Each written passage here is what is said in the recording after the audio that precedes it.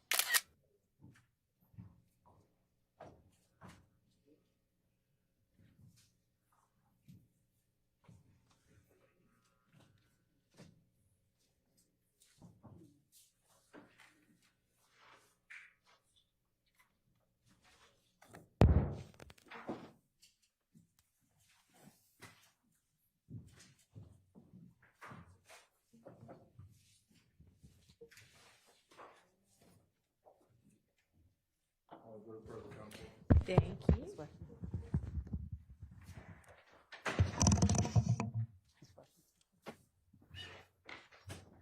All right, Ms. Ladd, you can proceed.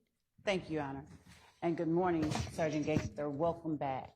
Good morning. Yesterday, the state was showing you some photographs and asked if you recognize them.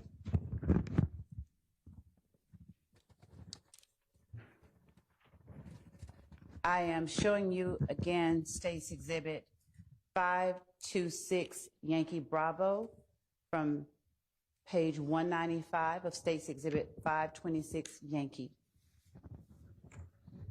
And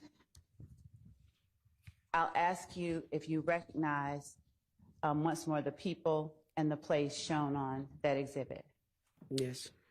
And would you please tell the jury who it is that is shown on, I'm sorry, I can grab it. No. The exhibit in front of you. Quindarius Zachary and Quinn Porter. And may I ask you to just lean into the mic or pull that mic a little bit closer to you? Thank you. Go ahead. Quindarius Zachary and Quinn Porter. And where is it? Are you able to recognize where it is that Quindarius Zachary and Quentin Porter are standing? Yes, where they're sitting. Sitting, Yes. thank you. Where are they located? At the dugout gambling house. Your Honor, the state tenders State's Exhibit 526 Yankee Bravo as evidence. Thank you. Would you please tell the jury, you can hang on to it what date and time that State's Exhibit 526 Yankee Bravo was posted on Mr. Zachary's Twitter account? October the 8th, 2014, but it doesn't have a time. Okay. And what is the caption? Me and Big Boo. Now, is this Quentin Porter, thank you, the same Quentin Porter that you referenced earlier as Big Boo? Yes. And is this the same Big Boo that Mr. Zachary talked about as having known Tay, who grew up in Capitol Homes with him and Montun? Yes. All right. And is this the person that you indicated was a member or a leader within Rock Crew? Yes. I'm not suggesting. Thank you. You may answer. Yes. All right.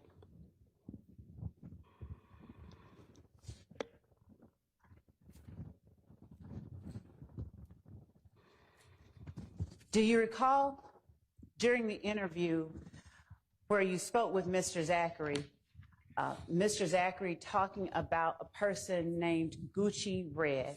Yes. Yes. And do you know whether she has any children by any particular people? I know of one. Who? Mr. Williams. So when Mr. Zachary said Gucci Red, Thug's baby mama, this person, you know, to have a child with defendant Jeffery Williams? Yes. All right. I'm going to show you what has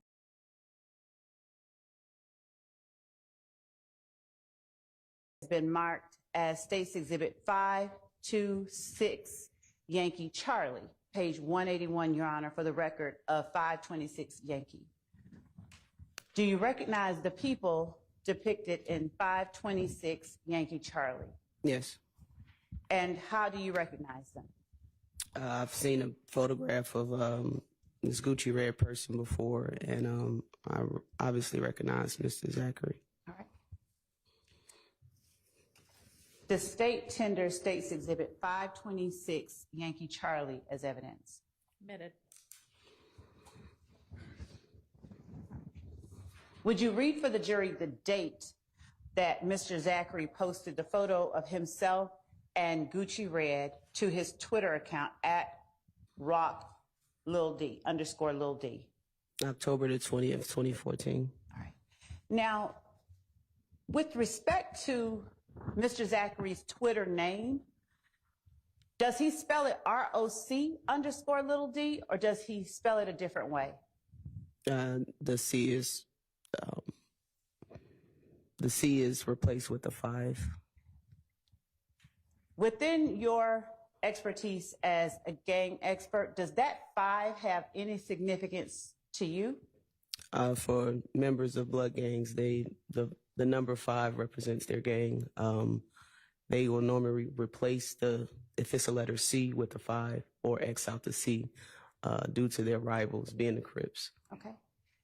Do they ever X out the C and replace it with the letter B as in Bravo? Yes, they do.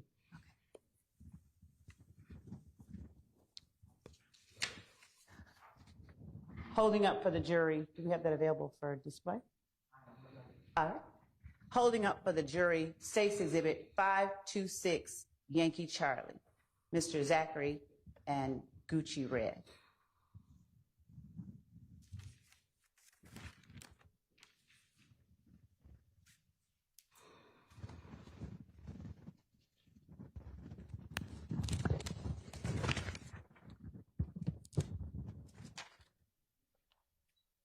Your Honor, may we approach? Yes. Thank you.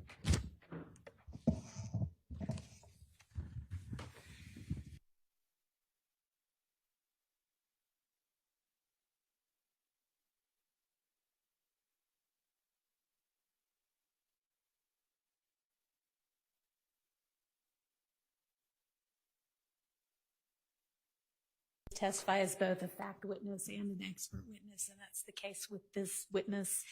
And I think you noticed a couple of minutes ago, Ms. Love asked a question in your expert opinion or with your expertise as a gang expert or something like that. If she is ever testifying in her expert capacity, Ms. Love will preface her question with words to that effect. So those are the only times she's testifying as an expert. Otherwise, she's just a regular old fact witness, just like any other witness that comes in here. Okay. All right, let's get her back in.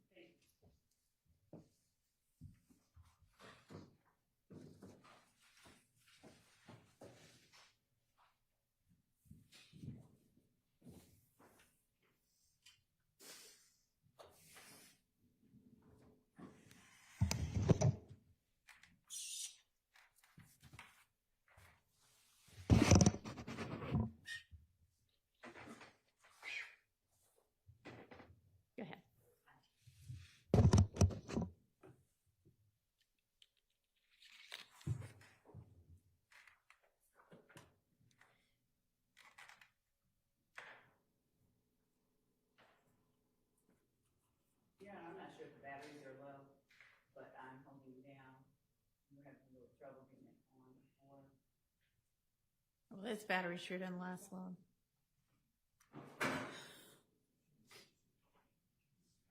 I guess just pick up there it goes. Thank you.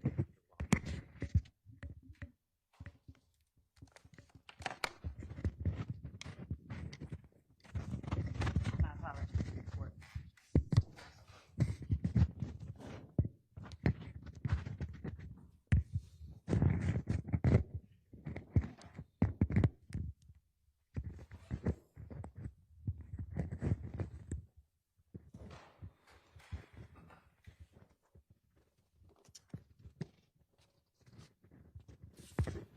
Sergeant Gaither, I'm now showing you what has been marked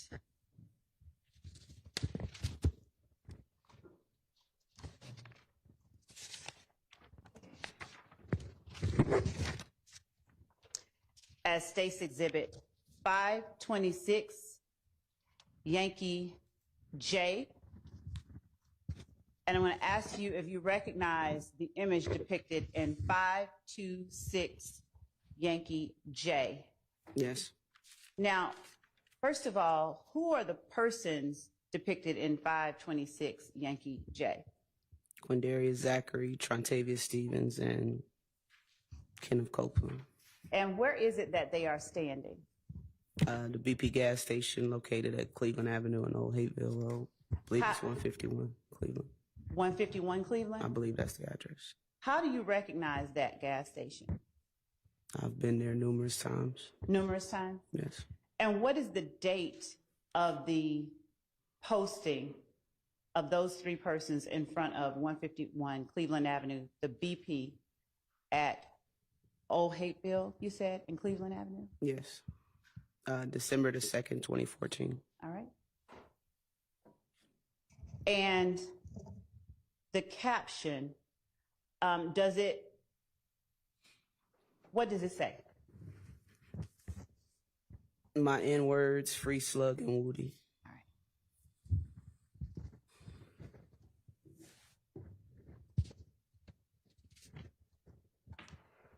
I'm going to display this on the screen momentarily, but as we await that, can you tell the jury the person that I have my finger on now? I'm going to show it to the defense. Quindarius Zachary. And the person in the middle? Trontavious Stevens. And the person on the end? Kenneth Copeland. And the gas station that you talked about? That's the BP. All right.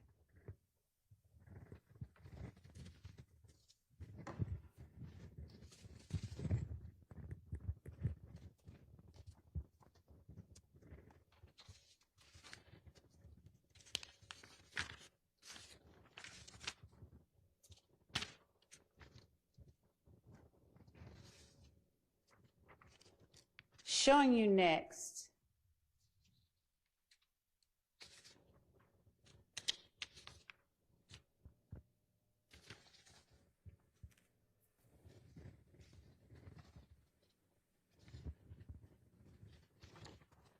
what has been marked as State's Exhibit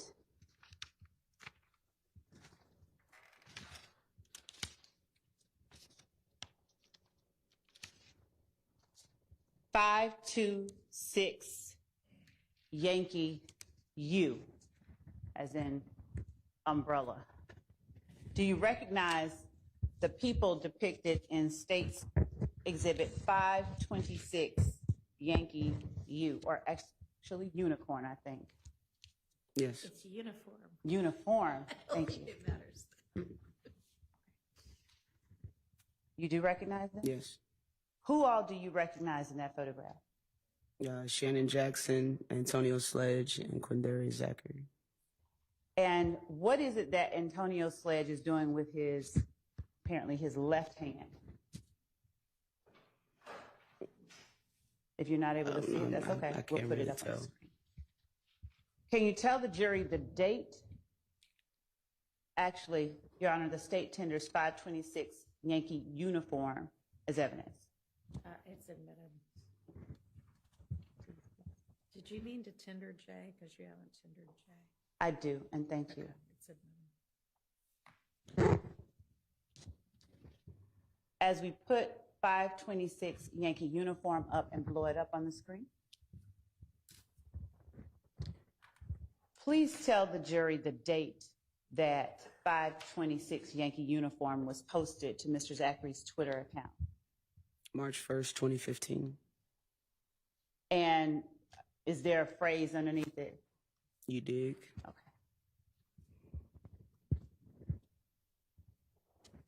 Could you blow it up?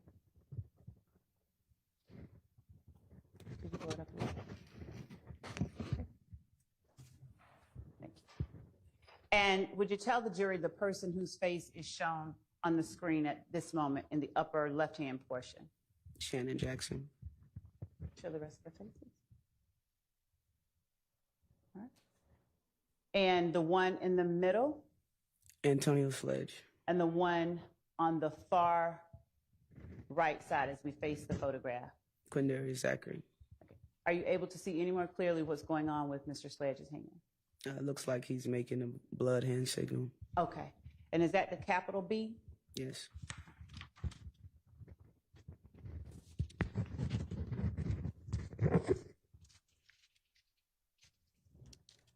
I'm now going to show you what has been marked as State's Exhibit 526 Yankee Tango, and ask you if you recognize the persons depicted in 526 Yankee Tango, which is page 117 of State's Exhibit 526 Yankee. Yes. Is that an accurate depiction of the persons in 526 Yankee Tango? Yes.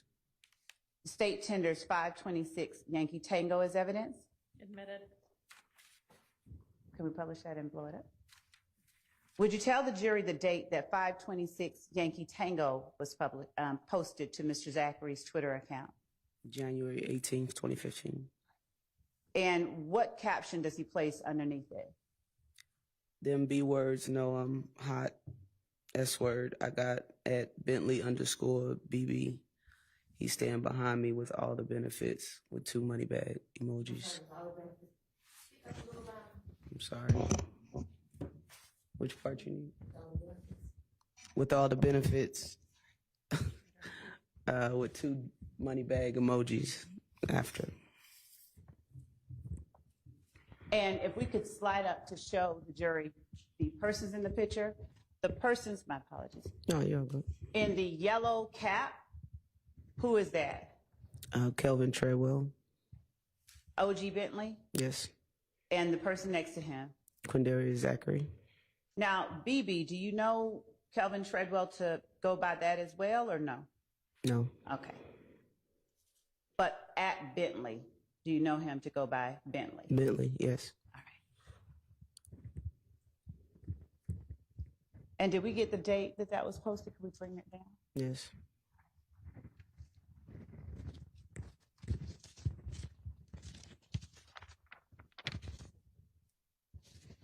Showing you now what has been labeled as State's Exhibit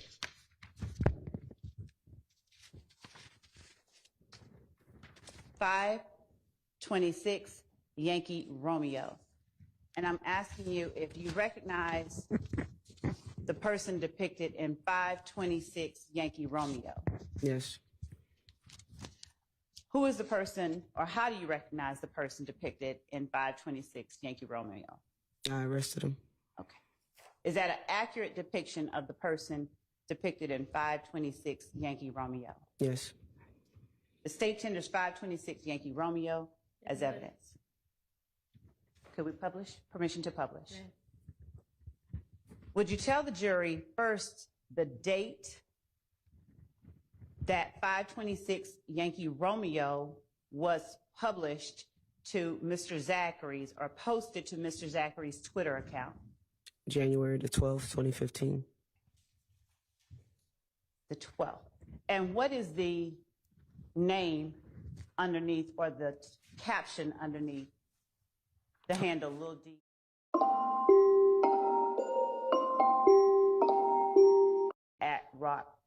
underscore Lil D? Harnard. Who is the person depicted in 526 Yankee Romeo? Demise McMullen. Okay. And this date that's posted, is that 2 days after the murder of Donovan Thomas? Yes.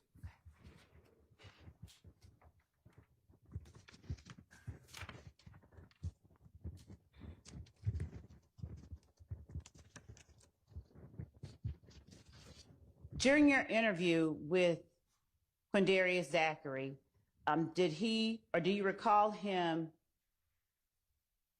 discussing Demise McMullen and where he was in the days after the murder of Donovan Thomas? Yes.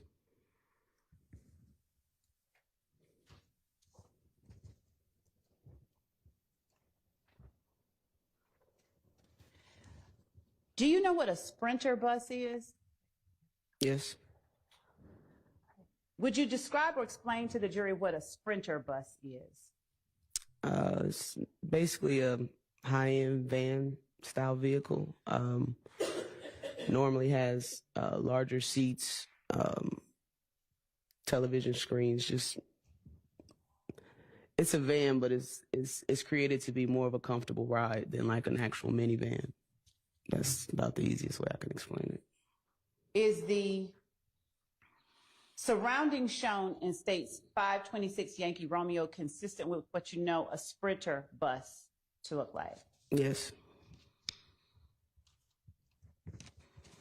At any time during your interview or any other time, did Quindarius Zachary deny knowing Nard or Demise McMullen? No. And is this the person he said he knew since he was 12? Yes. Does seeing the photograph in 526 Yankee Romeo corroborate any of the information that you got from him in your interview in August 2015? Yes.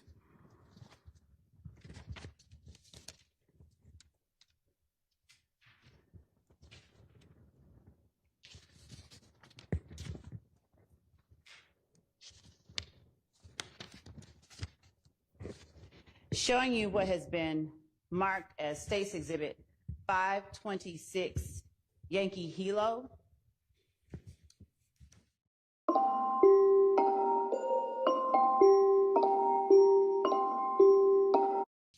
Do you recognize the people shown in 526 Yankee Hilo? Yes.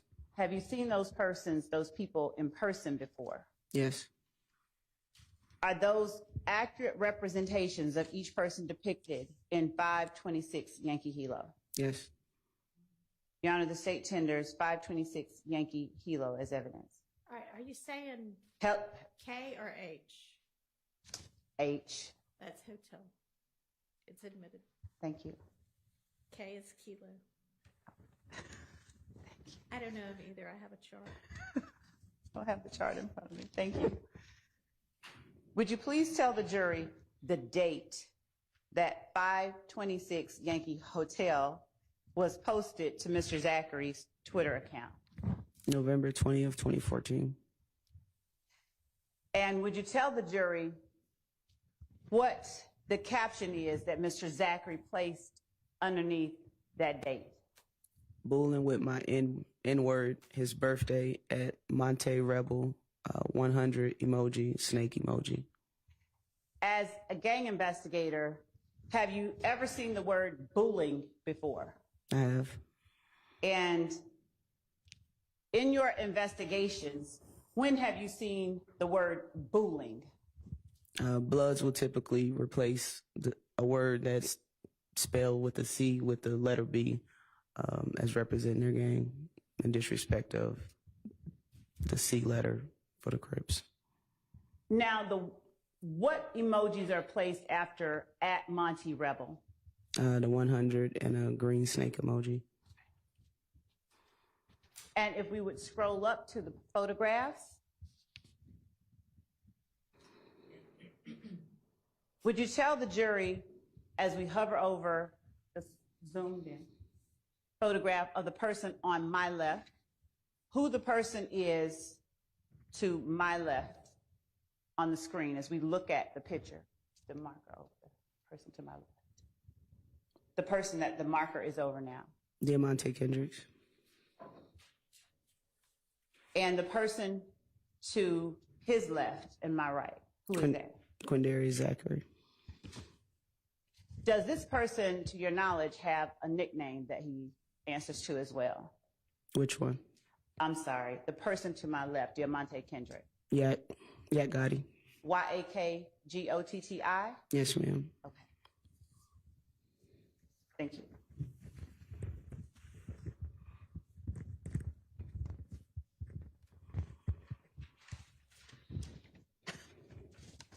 I've been provided with the military alphabet, Judge. I'm now showing you what has been marked. State's Exhibit 526, Yankee Golf.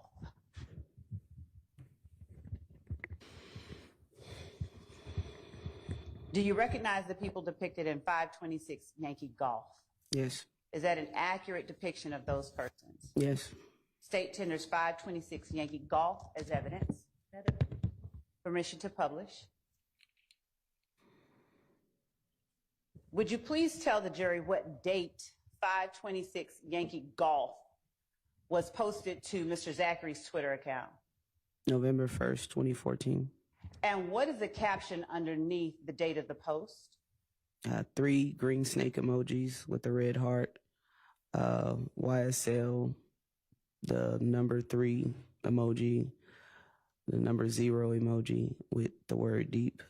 All right.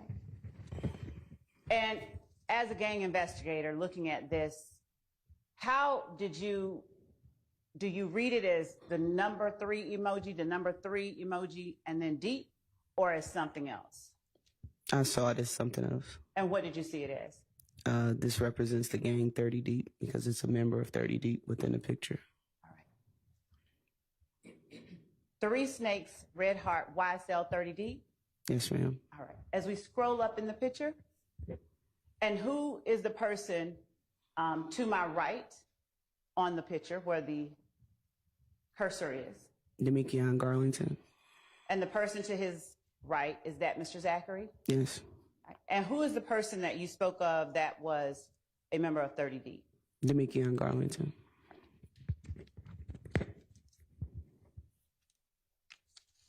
Does Demikion Garlington have a nickname that he answers to? Little D.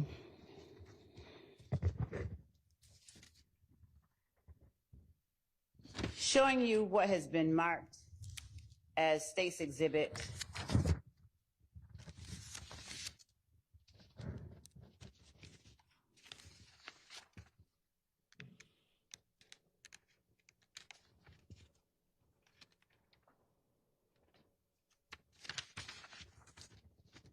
524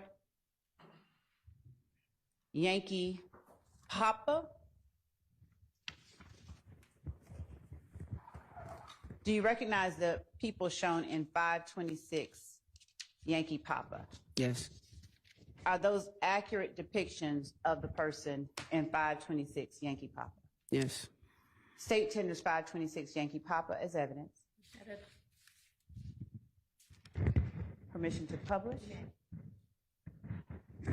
Zooming in on the date, would you please tell the jury the date that Mr. Zachary posted 526 Yankee Papa to his Twitter account? January 3rd, 2015. And who are the people depicted in State's 526 Yankee Papa? Shannon Jackson and Quindarius Zachary. And is that Mr. Jackson to my left? Yes. And Mr. Zachary to his left, to Mr. Jackson's left? Yes.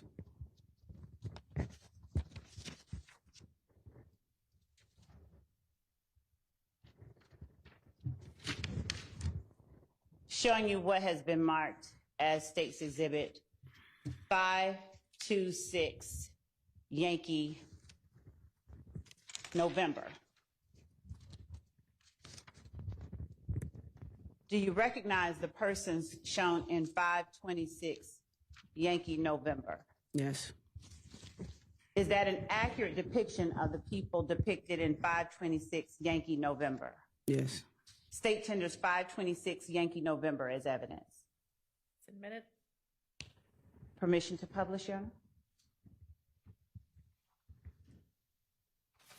I'm assuming it's granted. Go ahead and publish. May we publish, Your Honor? Yes. Sorry.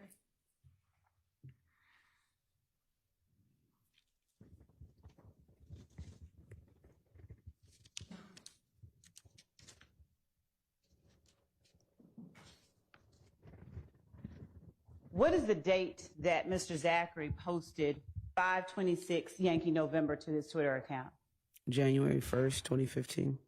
And who are the people depicted in 526 Yankee November? If you could just describe them by what they're wearing or hair or something. Jeffery Williams with looks like a white jacket, and Kenneth Copeland with a red hoodie.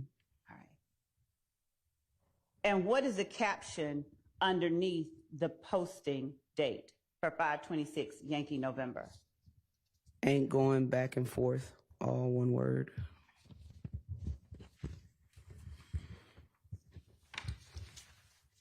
Is the person in 526 Yankee November next to Kenneth Copeland the same person you understood Mr. Zachary to be referring to when he said thug Yes. throughout his interview?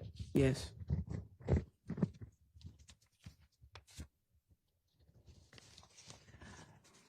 Let me ask you this. Bless you. At any time during your investigation of YSL before the start of this trial, had you ever heard an alleged acronym THUG standing for truly humble under God? No.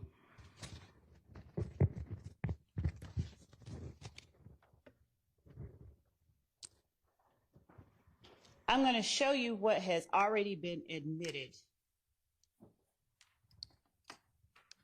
as State's Exhibit 2, Juliet, and State's Exhibit 3, Juliet. Where did you, before I put these before you, where did you understand the January 6th incident with members of YSL and members of IF gang to have occurred? Where? Club Crucial and the surrounding streets on the backside of it. All right. Showing you States 2, Juliet. Do you know where that sign would have been posted around January 6, 2015?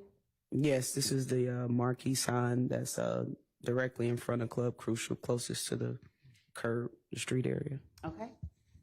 And showing you State's Exhibit 3, Juliet. Publish 2 first. Would you please tell the jury whether you recognize the location of 3, Juliet? Yes. Is that what area do you know that to represent? This shows the front door of Club Crucial. And is that accurate as to the way it looked on January the 6th, 2015, during that time? Yes. All right. Publishing State's Exhibit 3, Juliet.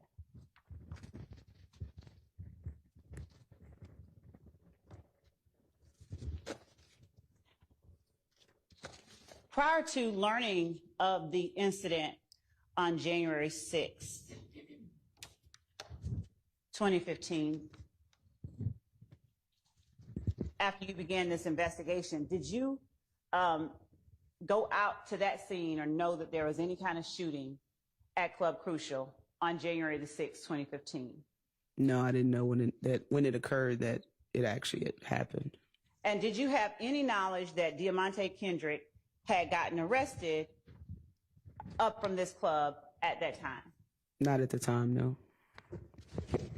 Did you learn about it later? Yes. And did you discuss that incident in your interview with Mr. Zachary? I believe so.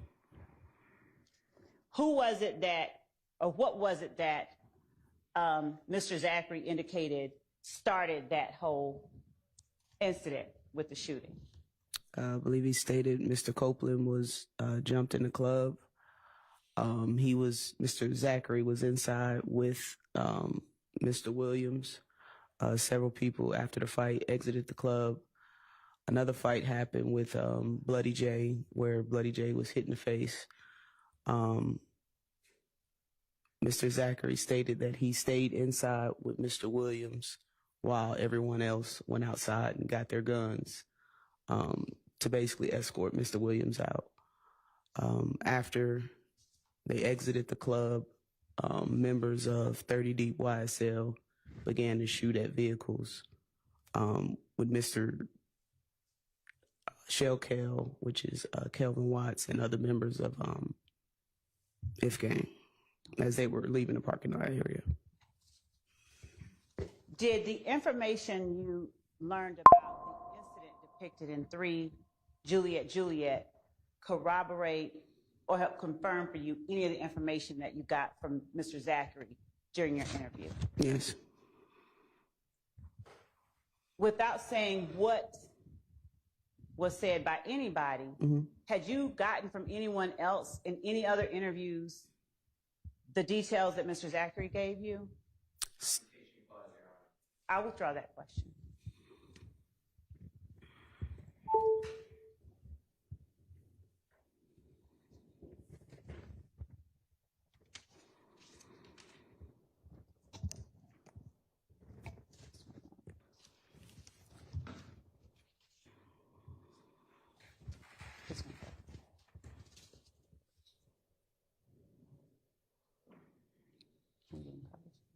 Okay. And putting up on the screen the second photograph that we showed you.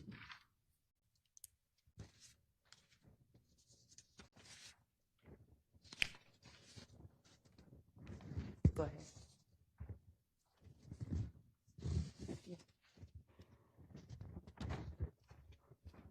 Yes, 526 Yankee Charlie.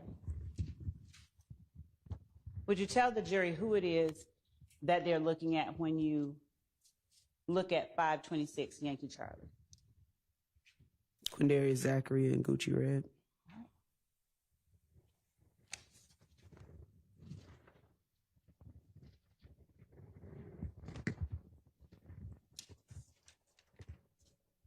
The photograph that you described for the jury as being Quindarius Zachary and O.G. Bentley, is that the same person who had the spot on Oak Drive?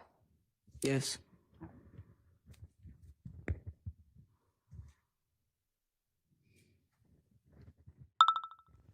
Showing you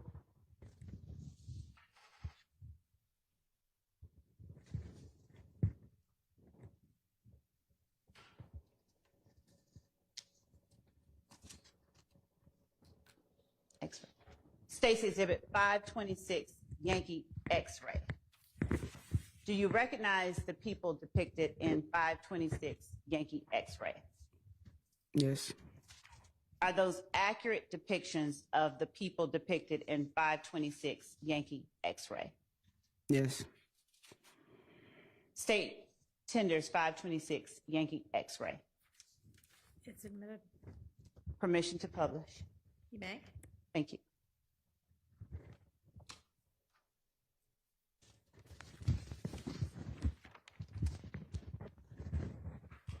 Would you please tell the jury the date 526 Yankee X-ray was posted to Mr. Zachary's Twitter account? July 23rd, 2015. And what is the posting or the caption under the date?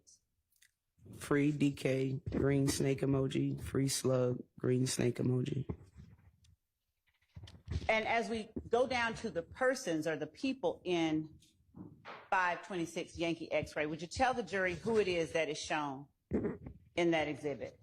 Starting from the left. Excuse me. The gentleman with no shirt is Trontavious Stevens. Next to him with the red cap is Quindarius Zachary. The person kneeling down with the white T-shirt is Walter Murphy. And the person with the red shirt, I believe that's Quindarius' brother, Tay. I'm not sure of his first name.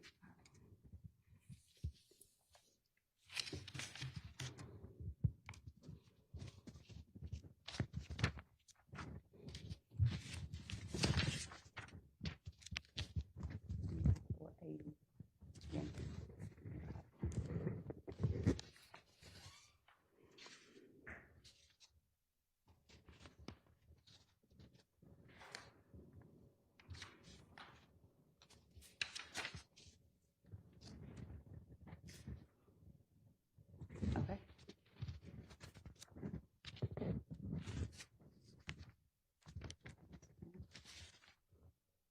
You got it? 480 Yankee.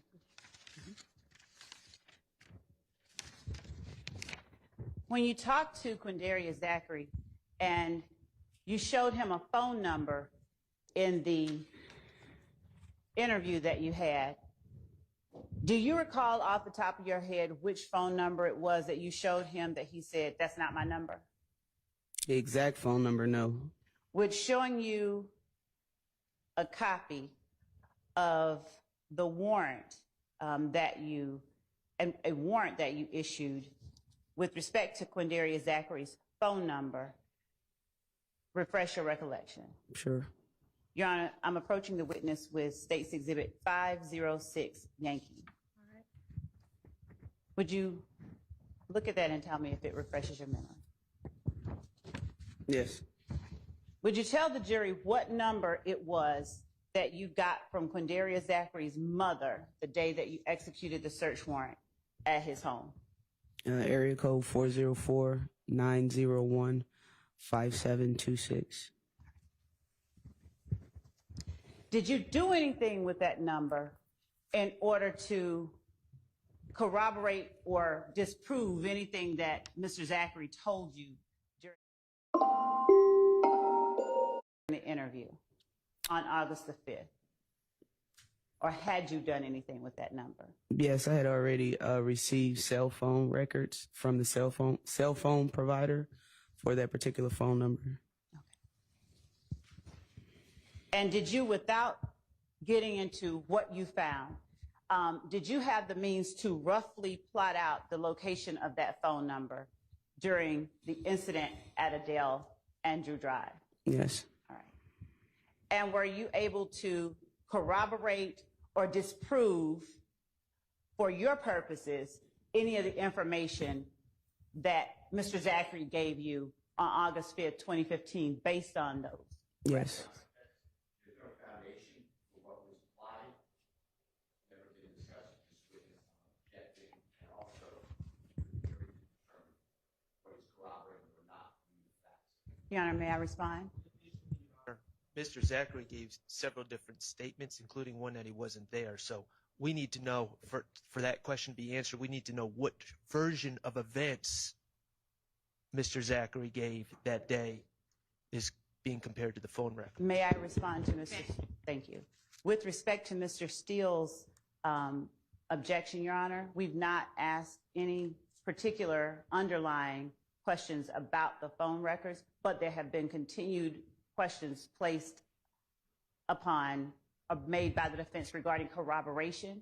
So I'm asking generally, did she make any effort to corroborate the information that she obtained from Mr. Zachary? And then I'm going to ask if she challenged any of it. All right, and I think that question was specific to the August 5th, 2015 statement. Interview, the yes. way you asked it, so Yes. overruled. And as it relates to Mr.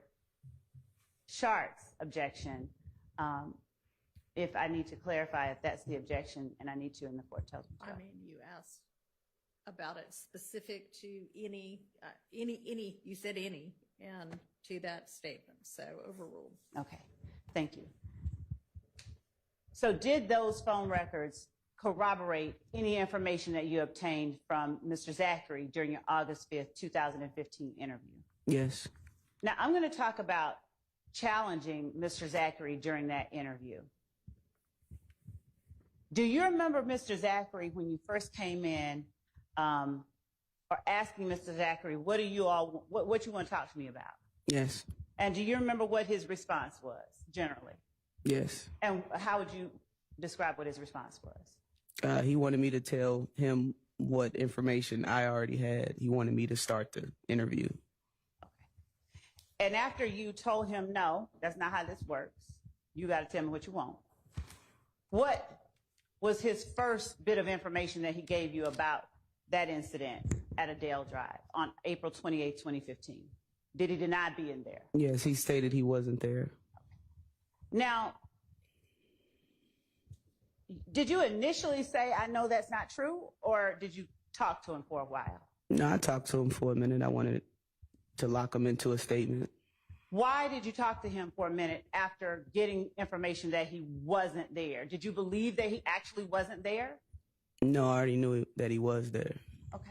So why did you let him talk to you after telling you something that you believed to be false? Why did you let him give you more information? At that point, I knew I could disprove what he was saying.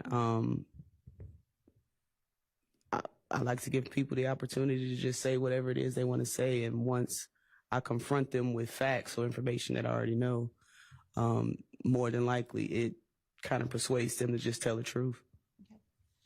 Now, at some point, did you do what you would consider confronting Mr. Zachary with facts or challenging what he had just told you? Yes. And at that point, is that where you said, I can just get up and leave? Yes.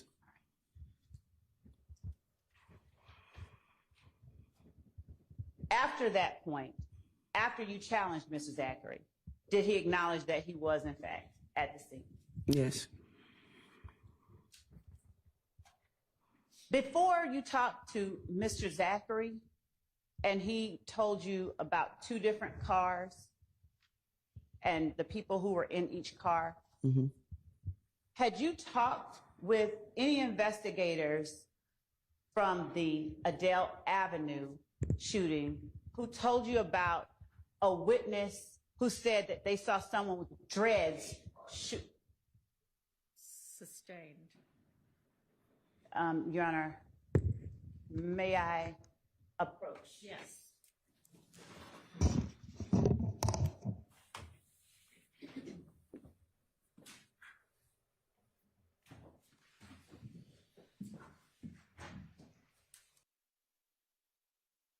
Clause objection is overruled. I was thinking about a different thing.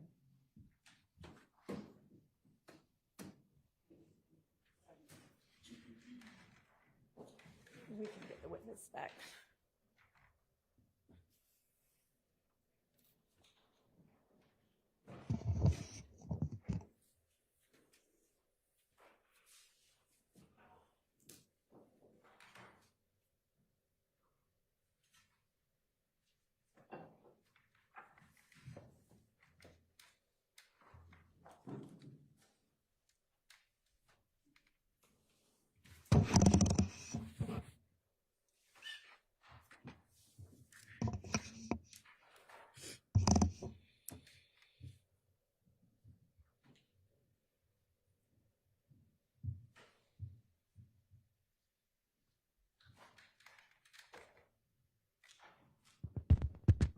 Sergeant Gaither, before you spoke with Quindarius Zachary on August the 5th of 2015, did you know of any descriptions of any shooters given by witnesses on the scene? No.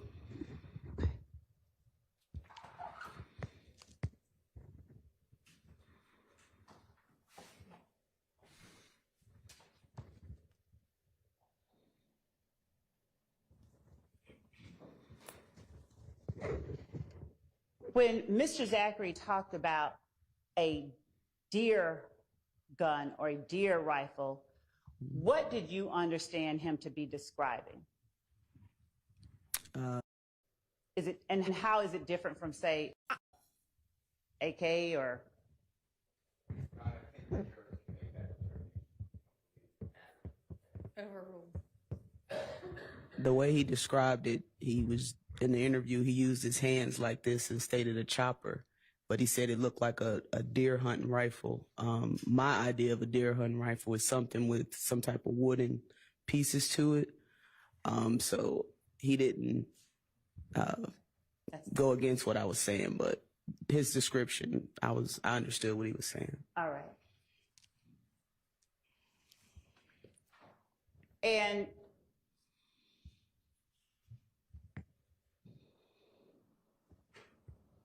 as you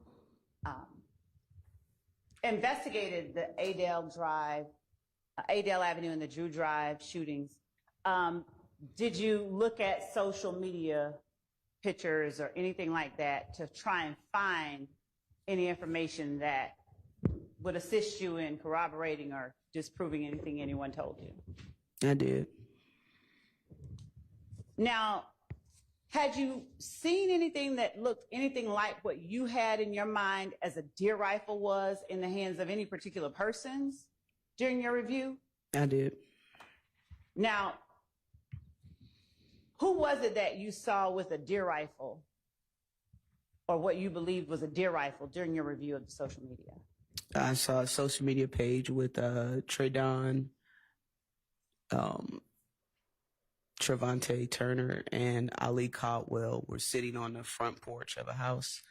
And I can't remember exactly which one, but one of them were holding a large assault rifle that had a wooden stock and a wooden barrel piece, almost the same color as his desk. It looked like a deer hunting rifle, but it was an AK-47. Okay.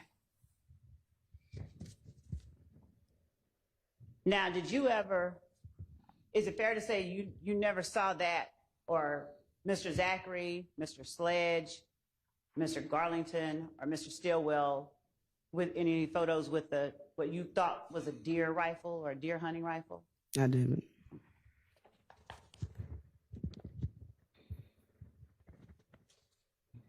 And the Ali Caldwell person that you spoke about? Caldwell. Is that the person that you said had what did you call them? Trunk dreads? Like plank. Plank. Thank you. Plank dreads. Mm-hmm. All right.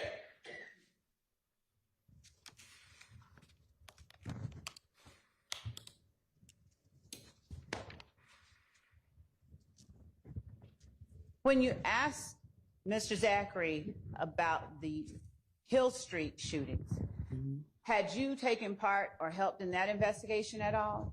I did. Who all, without saying what anyone said, who all did you talk to during the course of that investigation? Police or suspects or anyone? Let's start with police or witnesses. Okay. Spoke with Mr. Kenneth Copeland in regards to that, and Mr. Zachary. Investigator Dennis was, I don't want to say the lead, he was my partner, but he was specifically assigned to work that particular case, so he was the lead on that. Let me ask you this. Did Kenneth Copeland tell you that he participated in or that he shot at Hill Street where Lucci's mom lived? No.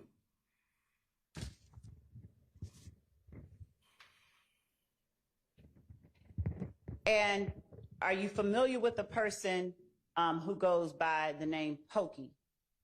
Yes. And is that person related to anyone in the courtroom? Yes. Who is that person related to? Mr. Williams. And what is his relationship to Mr. Williams? I believe it's his nephew. Did anyone by the name Pokey tell you that he had participated in that shooting? No.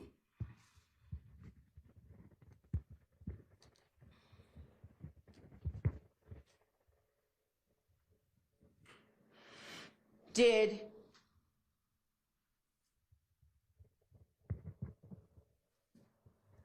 Your Honor, out of caution, I'd like to approach before I ask the next question. All right.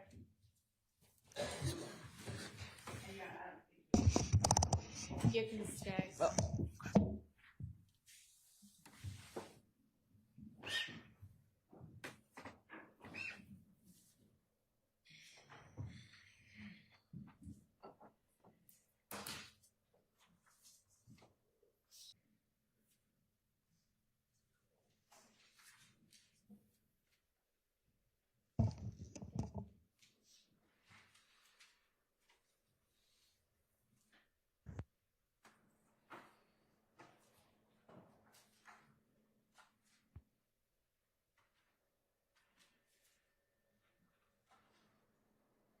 Sergeant Gaither,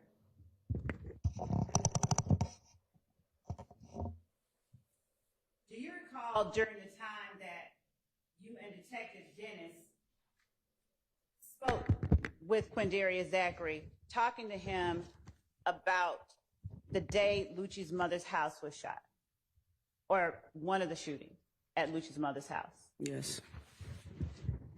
Before you spoke with Quindarius Zachary on August the 5th, 2015, did you have information, any other information that Shannon had a 223 on that day before you spoke to Mr. Zachary? No. And before that, did you have any information about the type of gun Woody had at the time Miss Reed's house was shot up? No. And before you spoke to Mr. Zachary, did you have any other information about Pokey being involved in Lucci's mother's shooting? No.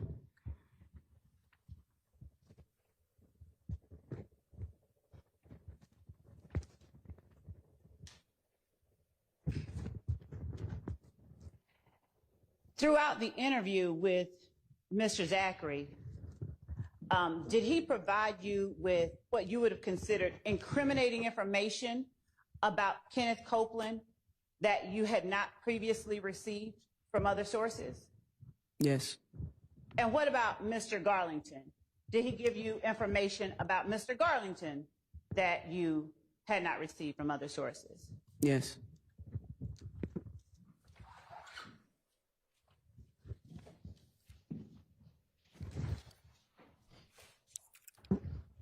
Did he provide you with information regarding the January 10th, 2015 murder of Donovan Thomas and what happened before and after that you had not received from other sources?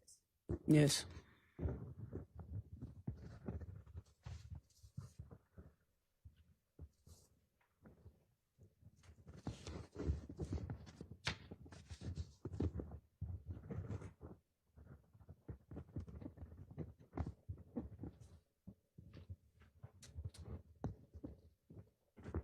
With respect to Antonio Sledge, did Mr. Zachary, during your August 5th, 2015 interview with Mr. Zachary, give you what you would have considered incriminating information about Antonio Sledge?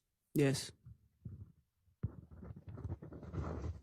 Was that information known to you from any other source before you talked to Mr. Zachary on August the 5th? Yes. Some of it, yes. Was all of it? Not all of it, no. The information regarding Mr. Sledge shooting at Kel with Woody, was that known to you? No. And would you consider that incriminating information about Mr. Sledge? Yes. Did Mr. Sledge ever hint to you at any time during his interview with you that he had anything to do with shooting at a rival gang member? No.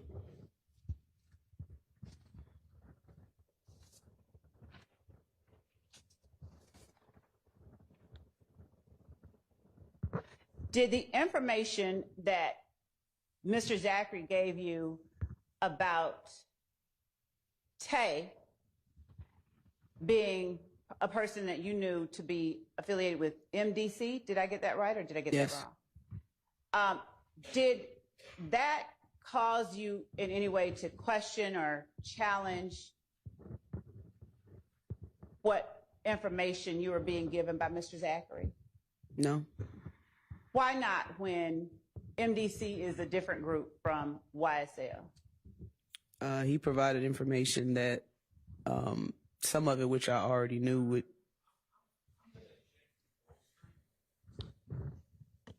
Your Honor, the assertion regarding It's not bolstering.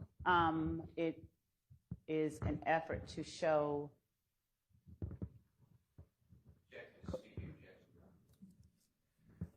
I'm going to sustain and you can rephrase.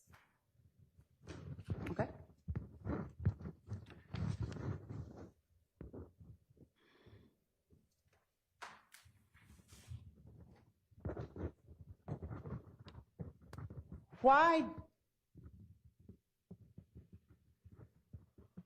Why did Mr. Zachary's explanation regarding being from Capital Homes, him being from Capital Homes, Moontook being from Capital Homes, and Tay being from Capital Homes have any significance to you?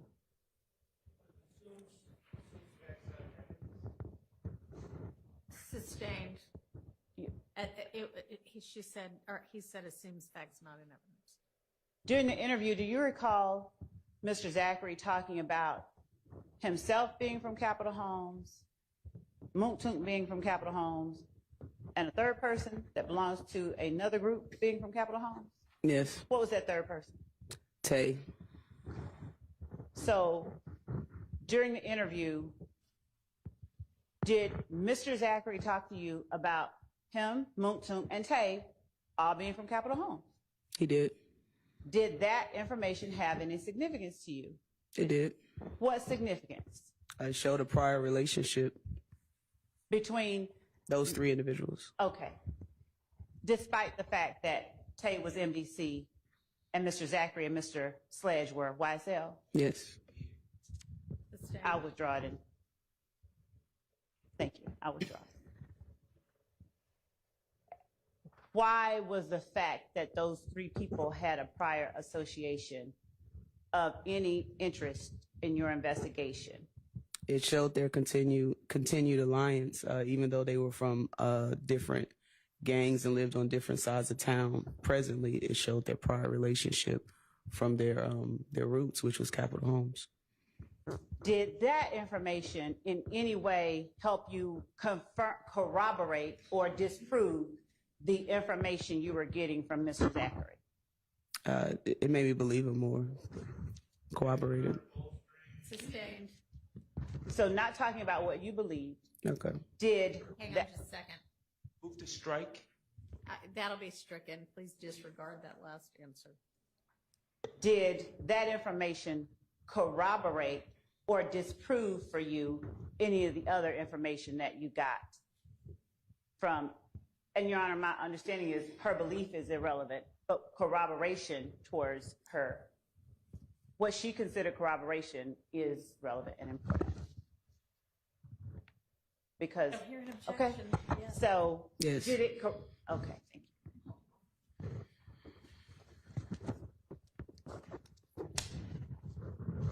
Okay, 151, please.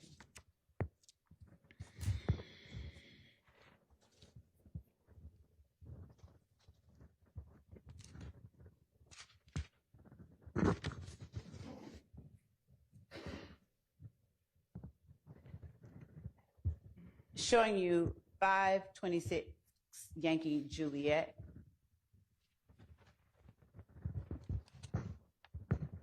Or publishing for the jury.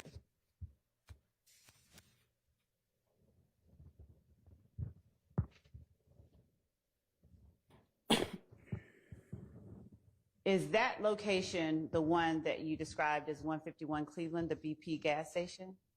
Yes. All right. Thank you.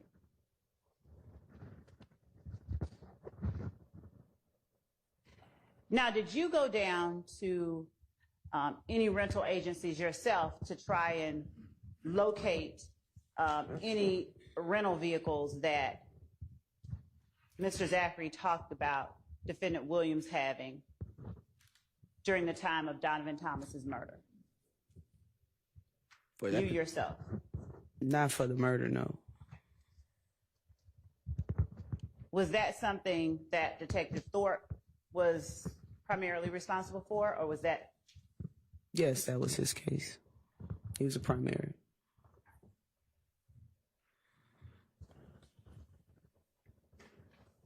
Justin Cobb Before you heard the name Doo-Wop from Quindarius Zachary, did you know Justin Cobb to be affiliated with any gangs? No. And did you ever classify or get information that caused you to believe that he was or wasn't? Confrontation clause. Overruled. I don't recall. I don't believe so. Okay. Was Quindarius Zachary the first person that you learned of the name Justin Cobb from? Yes.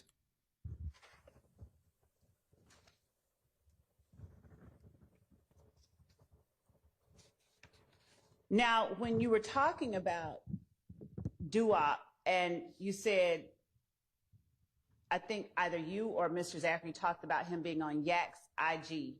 Mm-hmm. Do you remember saying one of the people in the room motioning, or Mr. Zachary actually motioning about Hi? Yes.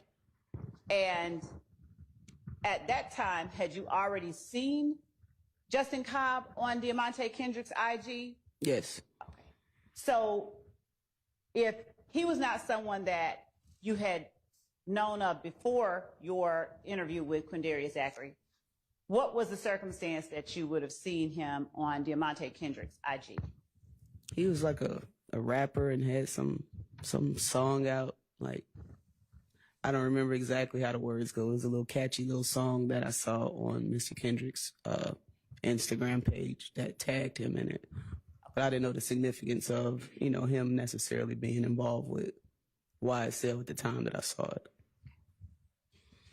And is Justin Cobb someone who is significantly short or significantly tall or just average height?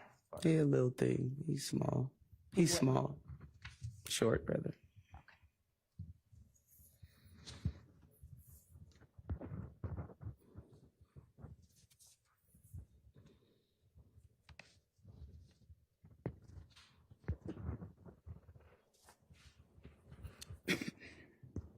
Before talking with Mr. Zachary, did you have information from any other source that Nard was concerned that Woody might fold and tell that Nard, Shannon, Yak, and Doo-Wop had killed Donovan Thomas? Information from any other source? Objection, Your Honor. Confrontation clause. Sustained.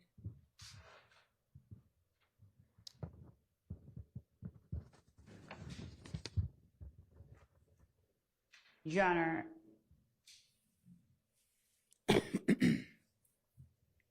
just 1 second. Hold on. Right.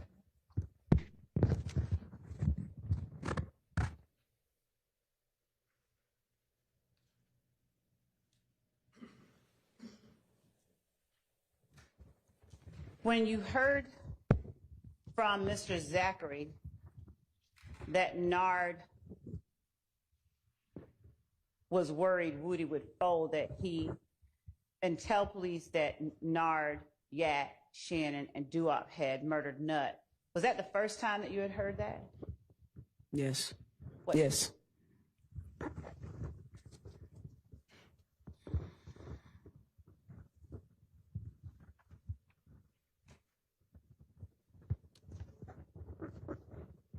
And when you heard from Mr. Zachary that Thug asked the members of YSL responsible for killing Nut, why'd y'all kill Nut? I'm objecting. That is a misrepresentation. Sustained. Okay. Let me play for you.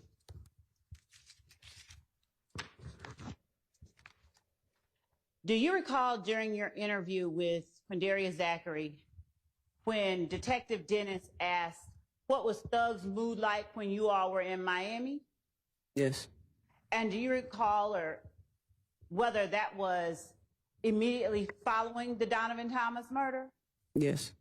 And do you recall whether Mr. Zachary said Thug was calm He was or normal. normal? Thank He you. was normal. All right. And do you recall whether Detective Dennis asked, he didn't care, he didn't give a fuck? Do you recall that? Yes. And did Detective Dennis ask that question? Yes.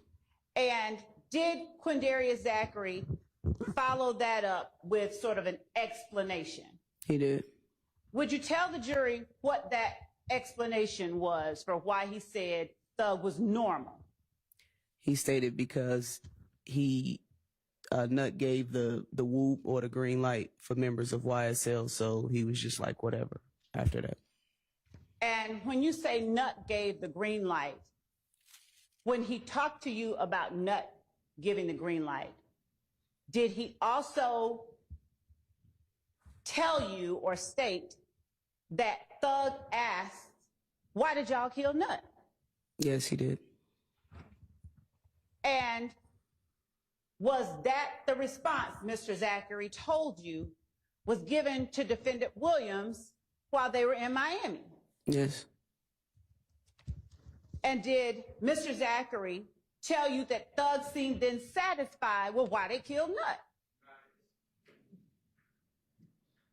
I'm objecting to best evidence. Sustained.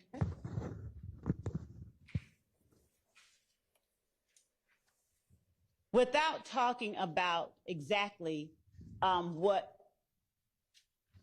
was said, do you remember that conversation being discussed with Mr. Zachary? Yes. All right.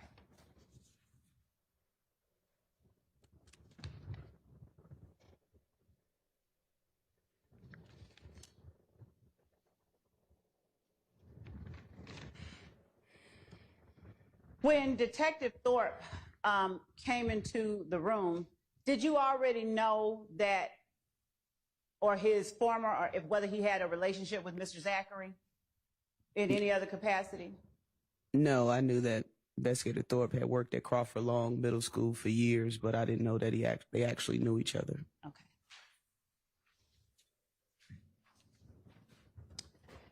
And during the course of your interview with Mr. Zachary,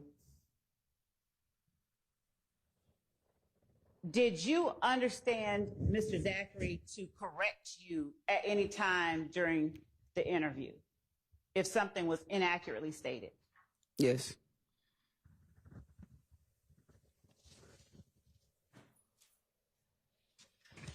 Other than changing his account of his whereabouts on April 28, 2015, as it related to the Adele Drive shooting, did Mr. Zachary give you changing accounts of anything else during the course of your interview? No, he was pretty consistent with the information that he did provide.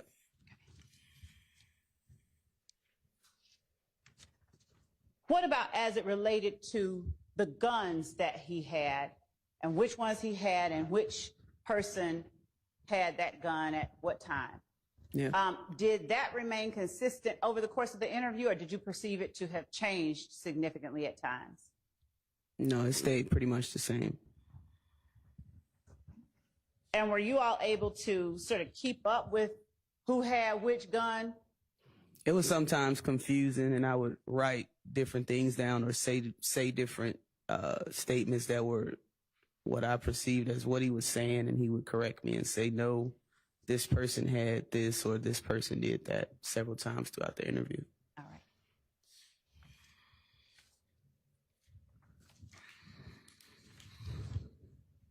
After you talked to Mr. Zachary on August the 5th of 2015, did you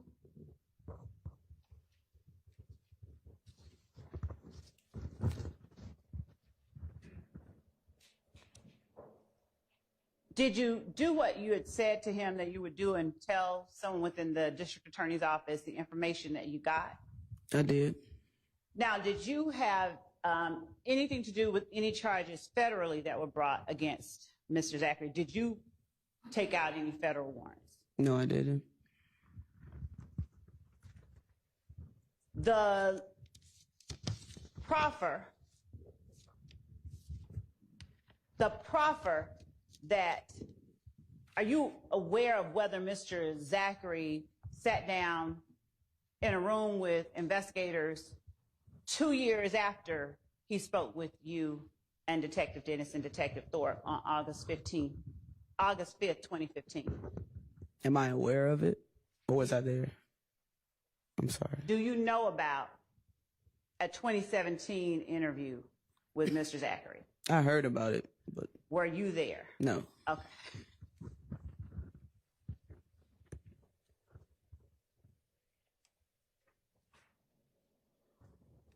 And between August 5th, 2015 and 2017, during the time you understood that other interview to have taken place, do you know whether or not Mr. Zachary was housed with anybody that he had talked about during the interview?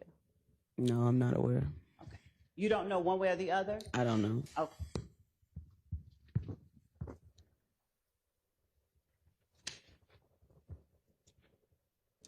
Were you on scene at the compound the night that Lil Wayne's bus was shot up? No. During the interview with Mr. Zachary on August 5th, 2015, do you recall sort of deferring to Detective Dennis at some times? I did. Did you all discuss the Lil Wayne bus shooting and Quindarius Zachary's presence at the compound during that interview? Yes, we did. Is that one of the times you deferred to Detective Dennis? It is. Why did you defer to Detective Dennis? He was on scene the night of the Lil Wayne bus shooting at Club Compound. And it was just kind of one of those things. He had more of an interest than I did. Again, he was on scene. He had firsthand knowledge of what happened and the persons involved. So I just kind of deferred the case to him for him to handle along with Cobb County PD. And this is despite, even when you went in to talk about Adele Avenue, you deferred part of it to Detective Dennis for that reason? Yes, I knew about it, but as far as, intricate details and everyone that was on scene, it was too much for my brain at the minute, so I just gave it to Dennis. Do you remember how many cars Quindarius Zachary said that he and the group he was with were in the night of the Lil Wayne bus shooting? Yes. How many? I believe he said 10. Before he said that, did you, not speaking about anyone else, but did you have knowledge or information about a number of cars they were in? Yes. From who? I saw the video Okay. from the studio. And when you talk about the video from the studio, what studio are you talking about? Vault Studios, located at 675 Metropolitan Avenue. How did you come to be looking at video from the vault on any particular time? Investigator Dennis and I went to Vault Studios and retrieved the video surveillance. Well, recorded it and had, I believe, Investigator Teague retrieve the actual video. But we saw a group of vehicles leaving Vault Studios shortly before the Lil Wayne bus shooting. I can't hear you. I'm sorry. Me? I'm going to object best evidence rule if there's a video. Okay, overruled. Go ahead. I saw the video that we obtained, and it showed a group of vehicles leaving the studio before the shooting and arriving back to the studio after the shooting. Okay. Did you, before you talked to Mr. Zachary, did you in any way alert Mr. Zachary by any member of his family or any other way to the approximate number of vehicles that you saw in that video? No. Outside of the investigation that was conducted by Detective Dennis in that Lil Wayne bus shooting, did you have independent information that about the details Mr. Zachary gave you during that August 5th interview around this Lil Wayne bus shooting? No.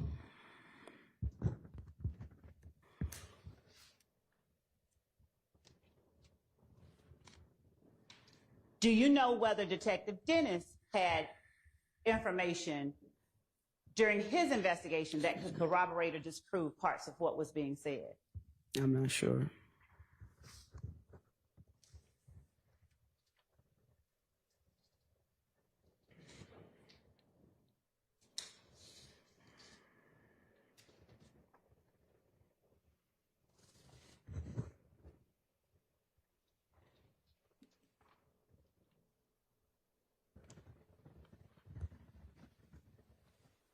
Have you ever had interviews where you're sort of forced to decide or determine whether somebody is trying to put blame here to get blame from somewhere else during your time as an investigator with the gang unit? Sustained. Okay. During your interview with Quindarius Zachary, did he give you any indication that his reason for talking to you was to get Shannon in trouble and get Demikian or Woody or Muntu out of trouble? Objection, Your Honor. Bolstering Speculation. and speculation. Yeah. Overruled as to speculation. Overruled as to bolstered. You may answer that question. Do I need to ask it again? No, I think I understand it. No, it didn't appear that he just wanted to get them in trouble. I took it as he wanted to try to help himself as much as he can by providing truthful information. Speculation. Overruled. Well, sustained as to speculation. Okay. I also have a motion, Your Honor. You have a Motion. all right. Time for our morning break anyway.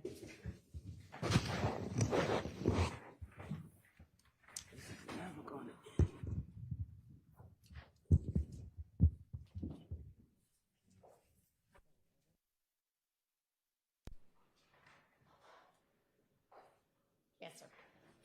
Your Honor, at this time, I'm going to move for a mistrial on behalf of Mr. Stillwell. We have, first of all, I'll point out that we've been referring to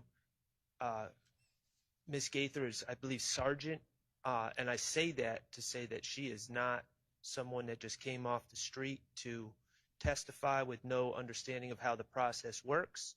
She's experienced. She's, I'm sure, testified many times before.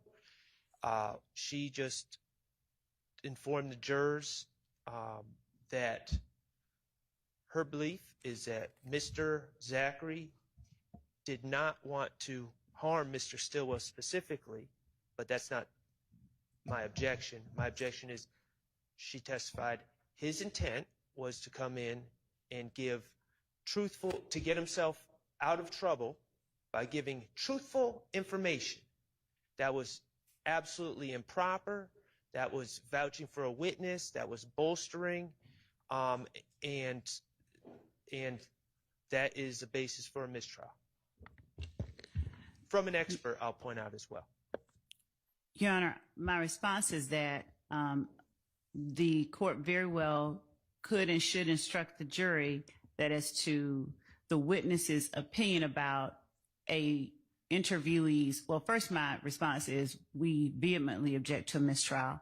Secondly, the court could and should instruct the jury that a witness's opinion about another witness's statements or, testimony or anything that they said is not to be considered by the jury. The jury is the person that determines the credibility of the witnesses. And I can make certain that Sergeant Gaither knows when I'm asking regarding any indication that to not talk about truthfulness, but just to give objectively what indication or whether she considered that there was an indication. Secondly, a mistrial is in no way warranted in this case when Sergeant Gaither did not say Quindarius Zachary was being truthful.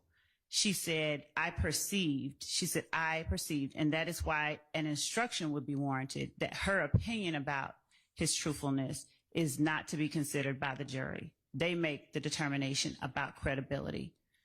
There is nothing about any of the exchange that just occurred that warrants or in any way justifies a mistrial. At best, an instruction is called for. That I initially objected to the question to begin with, and I saw the danger, and the state insisted on asking that question that prompted this response. That was completely inappropriate. All right, thank you. I'm going to instruct the witness as well. So we'll go ahead and take a break. And when we get back, I'm going to have the witness in and instruct her and then give an instruction to the jury. Going to deny the motion for mistrial. Your Honor, I'd like to renew my motion for the next question. All right, thank you. All right, we're on recess. Assume we're all joined in that. Yes. Okay, thank you.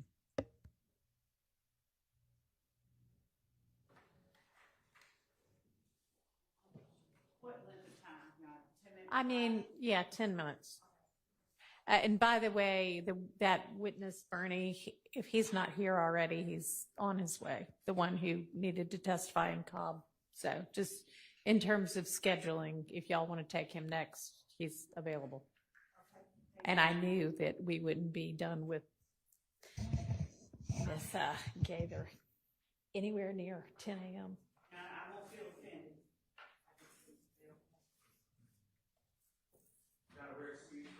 Yes.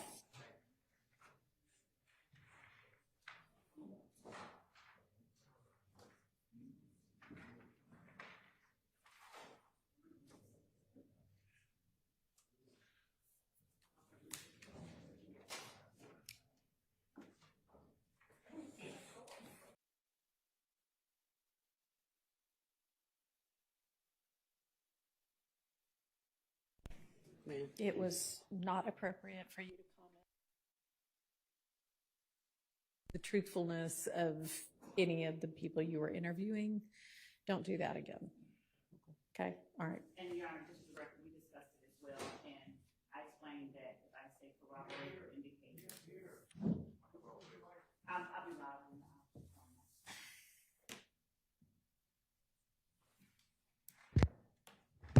Just for the record, I did speak with Sergeant Gaither as well and explained that when I asked for indicators or corroboration, just to speak objectively of indicators or corroborators and not comment on truthfulness or believability.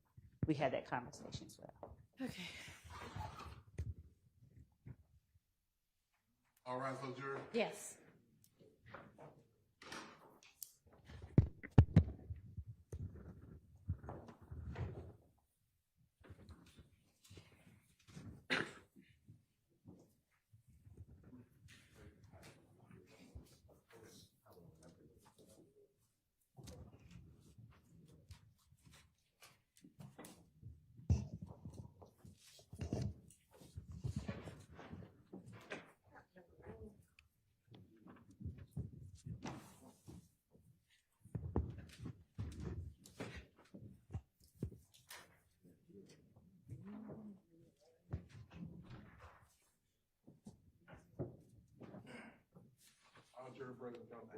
All right, thank you. Ladies and gentlemen, I need to instruct you all that this witness's opinion, and frankly, any witness's opinion of anybody else's veracity, that is, whether they're being truthful or not, is entirely irrelevant. It's frankly inappropriate. Strike that from your minds. It is entirely up to you, the jury, to determine the credibility of any and all witnesses. Thank All you. right. Go ahead, Ms. Love. Thank you, Your Honor. Sergeant Gaither, without stating your opinion about anybody's truthfulness, would you please tell the jury whether or not you saw any indicator that during your interview that Quindarius Zachary came in to get one person in trouble and to spare Monktunk, Demikian, and Woody? Any objective indicator? Objection, Your Honor. Speculation, both. Sustained.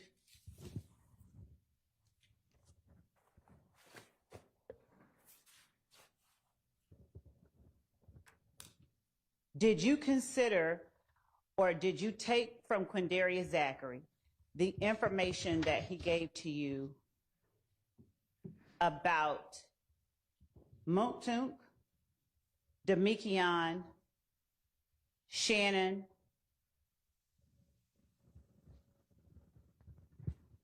as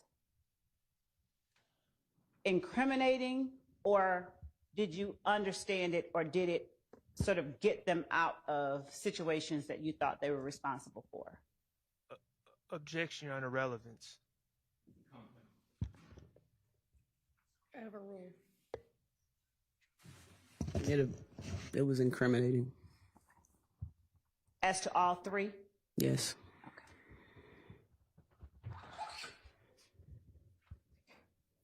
When you talk to Mr. Zachary and he encouraged you after Detective Thorpe got in the room to talk to Bushi, she knows. Did you know who Bushi was? Yes. Did you know her real name, her given name? At the time, I believe I did. Did you make any effort to go out and interview Bushi as it related to the Donovan Thomas murder? No. And why not? It seemed relevant for Investigator Thorpe to interview her, seeing that he was the lead detective on the Donovan Thomas murder. Okay. And do you know or have any information about whether anyone after Detective Thorpe may have interviewed this person? Objection, Your Honor. Relevance. Sustained. All right.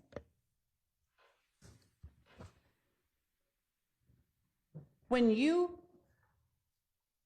got information from Mr. Zachary about the 1428 Adele Avenue and 1903 Drew Drive shootings, what people did you take out warrants for? Do you recall? After his interview? After, okay, before or after? Who did you take out warrants for the Adele Drive shooting? Quindarius Zachary, Antonio Sledge, and Demikian Garlington. Did either of those people at any time during this incident, to your knowledge, have dreads? Either of the three you took out warrants for? No, they didn't. Given that those aren't the only three people, and you said after the interview, you questioned me just now, you said after the interview. Did you take out these warrants before or after your interview with Quindarius Zachary? They were before. Okay. And after the interview with Quindarius Zachary, did you take out any more warrants? I didn't.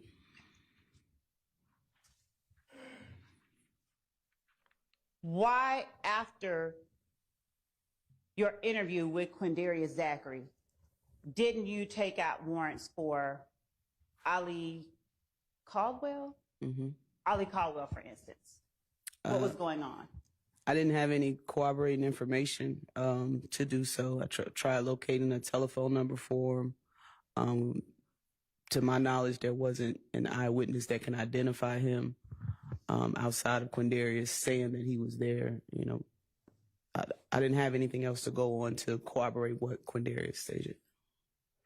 Now, when you say that you didn't, is that the way that, explain why that meant something for you as an investigator?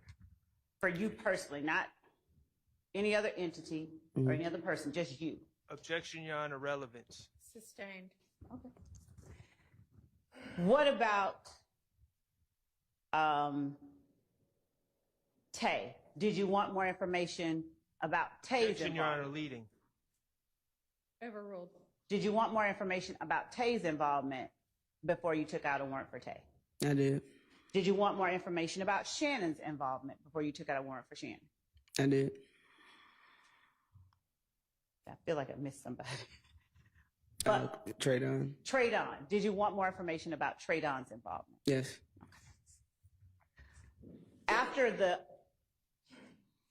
After your investigation of the Adele Drive shooting, did you cease or stop investigating the back and forth between YSL and If Gang or any other group? Did it cease? Yes. Did you stop? Or did you No. continue looking into other incidents? No, it was definitely more incidents after. Okay. And were you responsible for, or were you assisting in investigating those incidents as well? Yes. Was 2015 in terms of gang activity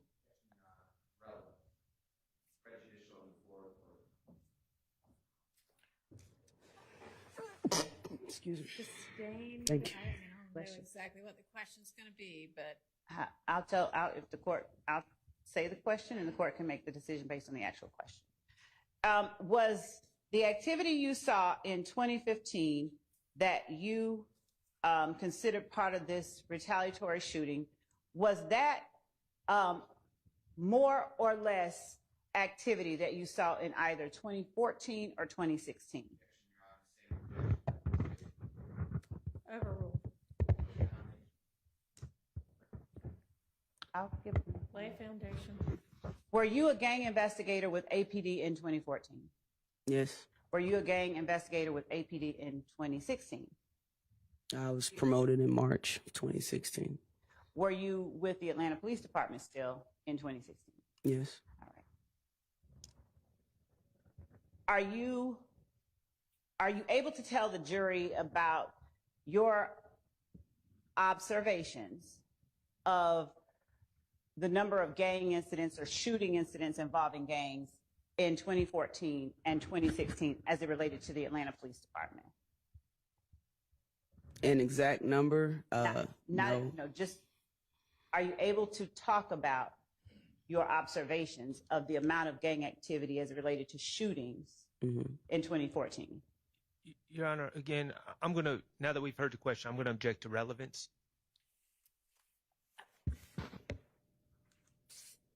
Ms. Love, maybe ask a different question.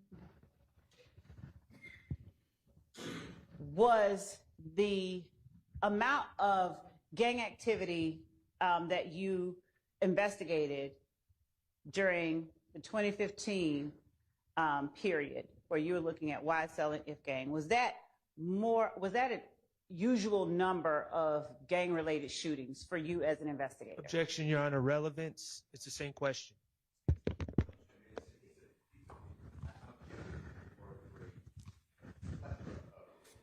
Sustained. Now, when you were talking to Mr. Zachary and pictures were placed before him during the conversation about the Donovan Thomas murder, when Mr. Zachary indicated that he saw, or that Yak was the person he was looking at? Do you remember he asked, was Y-E-K, or somebody said Y-E-K? Yes. Who was that a picture of? Mr. Yak, Diamante Kendricks. Okay. And when he indicated Shannon and said, is it S-H-A-N-O-N, who was he looking at a picture of? Shannon Jackson. All right. And when he indicated Nard, who was he looking at a picture of? Demise McMullen. And when he indicated Duop, who was he indicating, or who was he looking at a picture of? Justin Cobb.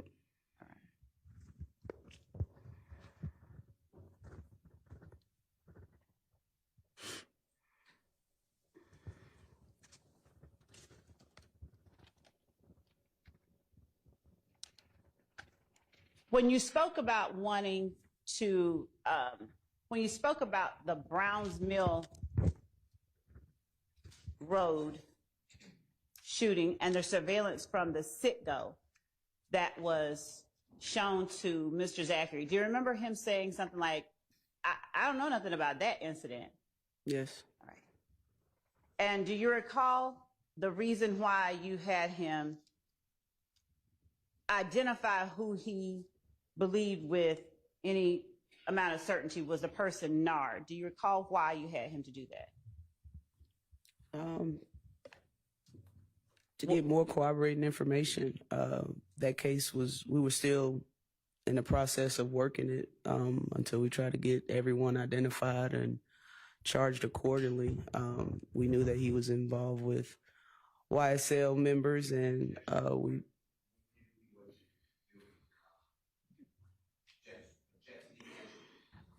I can. You know, did you have information, or were you working on leads as it related to a Nard? Yes. The Browns Mill Road shooting. Yes. All right. And I think I asked you whether you knew who Nard was at the time that Mr. Zachary signed that piece of paper showing Nard. Correct. And am I correct that at the time you hadn't yet identified him, or you had and were still trying to confirm? I believe I had his name. We were trying to confirm if he was a person in the surveillance video. Now, when you said something like, did I hear you say Big Nose Nard that had been charged with kidnapping? Did I hear you say something like that during the interview? I believe Quindarius said that. Okay. And did you have information that Demise McMullen had been arrested for kidnapping? Yes. Did you pull that report, that incident report? Yes. And did you also, during your investigation, obtain a phone number for Demise McMullen or Nard? Yes. And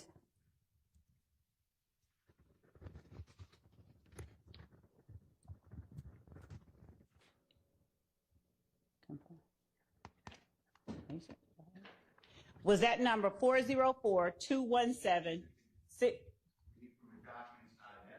Your Honor, I'm asking a question.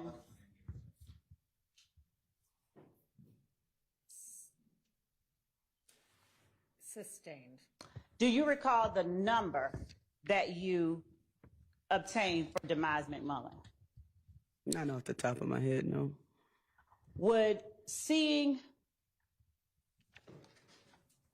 First of all, did you keep a file for that case? The kidnapping case? Not the kidnapping case, but for the Browns Mill Road shooting case. I did. And did you have that file after you left the Atlanta Police Department? No. What did you do with that file? I left it with the Atlanta Police Department in a file cabinet. In a file cabinet? Yes, ma'am. Describe what that file looked like, if you can, to the jury. It's approximately, 7, 8 inches thick. It was reddish brown file folder, binder, had clips in it with a bunch of paperwork. Did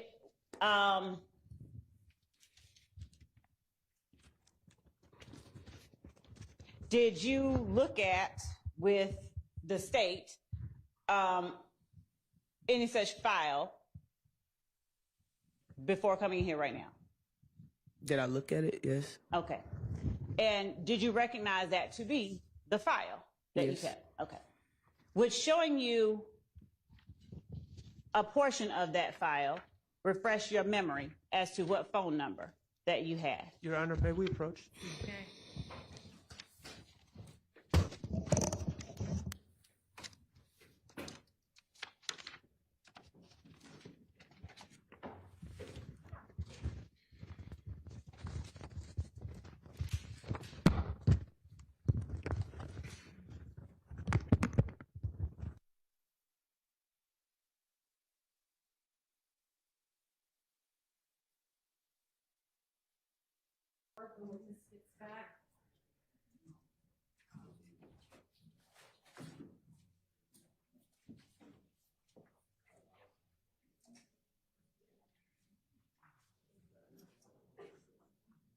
You-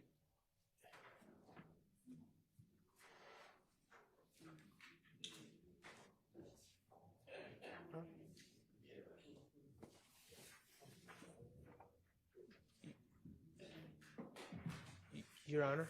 You're just going to put it back in the condition it was in just a minute ago and then permit them to look at it? Your Honor? Yes, sir.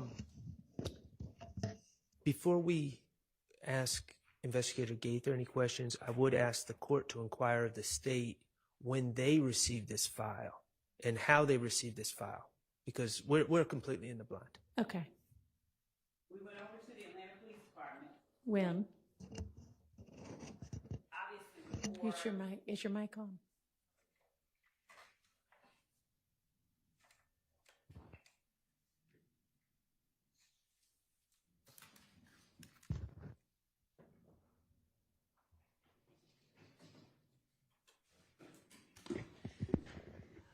Just before we served, I think we called it complete case files from Operation Planners incident.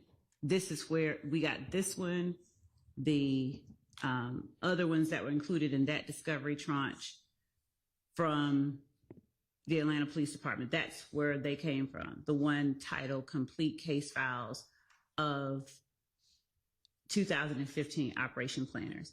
If the court will allow me, I will ask our legal assistants to give me the date that we served the file called Complete Case Files of Operation Planners. Okay, and so the contents of that file were served whenever that was? Yes. All right, what led you to suddenly ask Detective Gaither if this was her file? As I was looking through for a particular number, I was trying to find both that photograph where Mr. Zachary had signed 8515 Nard on the Browns Mill Road photograph. So I was looking for that. And I was just looking through everything that we had. And in looking through it, because I knew I'd seen it somewhere, I found it in this particular file folder. And looking at it, I initially I'll show the court what I was about to show. Well, why don't you put it back together and I know we're asking you to do several things at once. So how about put it back together and then you can finish your answer.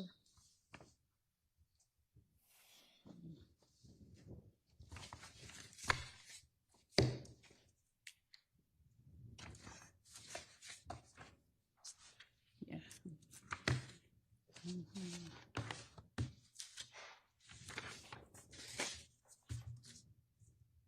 Hold this.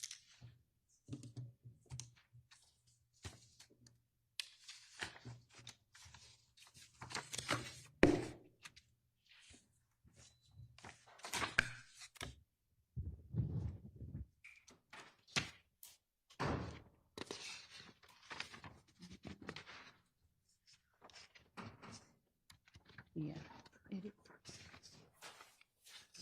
the one that is called Operation Planners Complete Case File. That's what this is.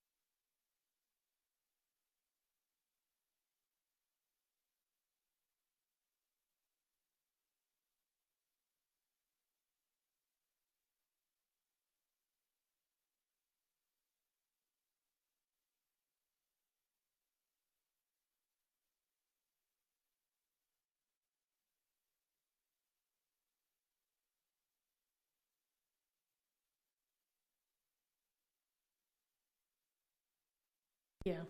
Okay, now you can finish your answer as to why this suddenly seemed like it might be Sergeant Gaither's file. Just pull up discovery.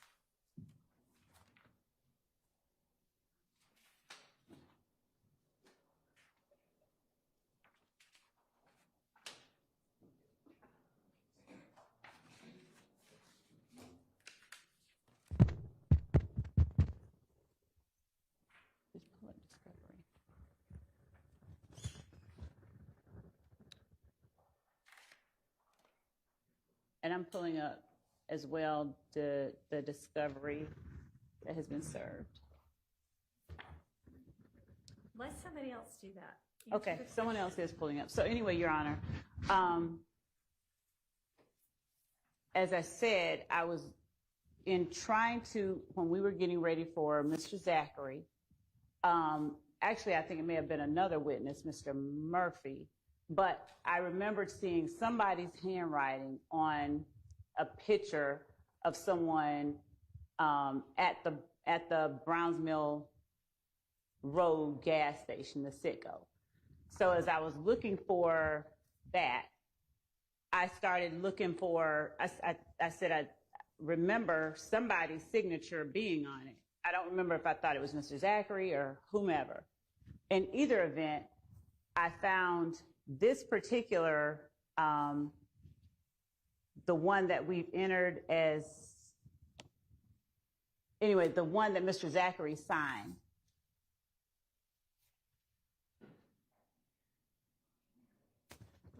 On 8/5/15. I found that and pulled it out and just started looking at it. I didn't know whose file it was, and in fact, I sent a text message to Detective Dennis on a particular date asking him, whose writing is this, on Thursday of last week. And it was a portion of this file that contained a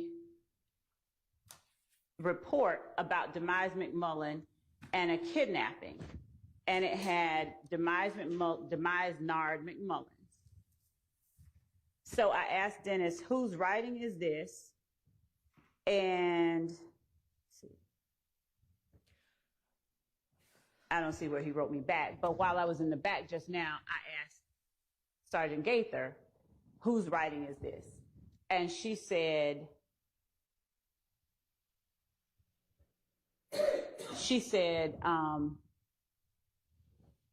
I think I asked her in the, like, whose writing is this? And I don't remember whether she said it was hers or Dennis's, but I asked her if this looks like her file. And she said, that looks like my file, what's in it? And I said, here. And I showed her what was in it, the stuff that they were looking at, that I was looking at. And she said, it looks like my file. And so I came out here, and that's what I asked her. I asked her, did she see that? Did I show her? Did she see it? Does it look like her file? She's answered the way that the court is aware. And we're looking at the discovery that we served, and Mr. Atkins is telling me that we served that in 2022. So I was, well, wait, we're confirming. I'll take that back. We're confirming when it was served. But I know that we provided this information because after I saw that, I went and looked up. When were the discussions about whether Sergeant Gaither's file existed or was destroyed in the hack or whatever? When did those occur? Before or after that discovery was served? I think after, but yeah, but I don't think, I know for a fact that this, whatever was discussed, like when I looked through that file, I don't see in that file either anything that was like Actually the copy indicates that it's, I mean, I didn't either in my quick cursory review of it. In fact, there are some reports from other investigators, and I don't see any handwritten notes or anything like that. But I mean, I guess did you recall at this time that what everybody previously thought was that Sergeant Gaither's file no longer existed? Did she recall or did I recall? Did you recall when you went and asked her, hey, is this your file? No, What You now? didn't remember that? Did you remember that? I mean, when she was like, yeah, that might be my file, were you like, huh, so it actually exists after all? Or were you like, not even remembering that it didn't exist?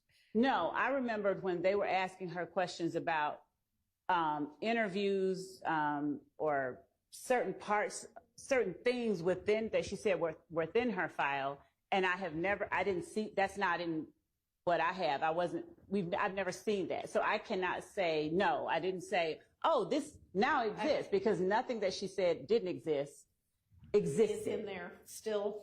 Correct. I Why didn't don't see anything. Y'all, if you want to take a look at it, and if I'll let you ask Sergeant Gaither whatever you want to about it, or if there's still things missing from it.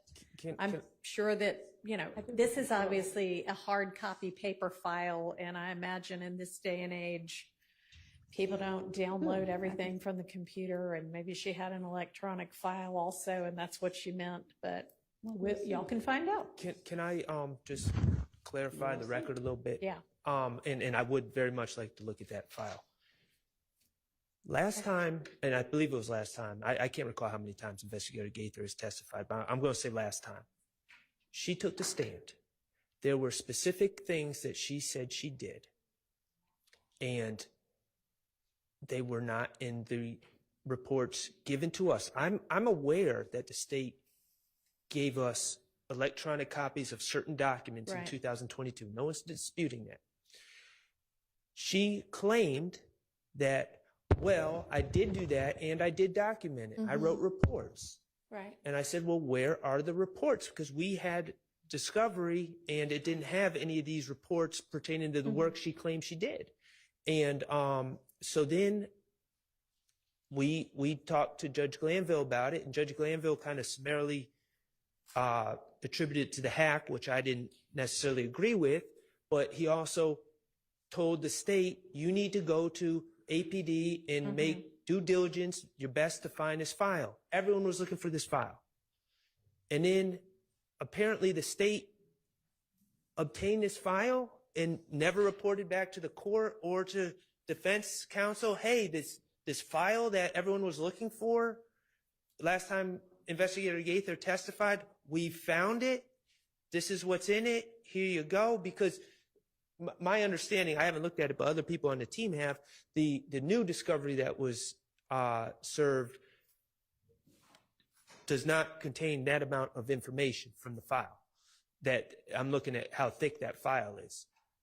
There's like one police report and the new tranche of information that they're claiming they served after the file, but at no point did anyone from the state tell anyone on the defense, to my knowledge, at least to me, hey, remember that file that you guys were asking about and Judge Glanville instructed us to go find?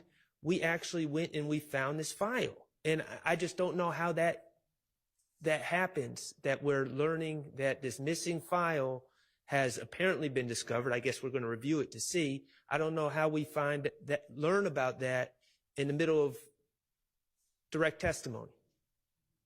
That's just tough for me to reconcile with everyone being above board.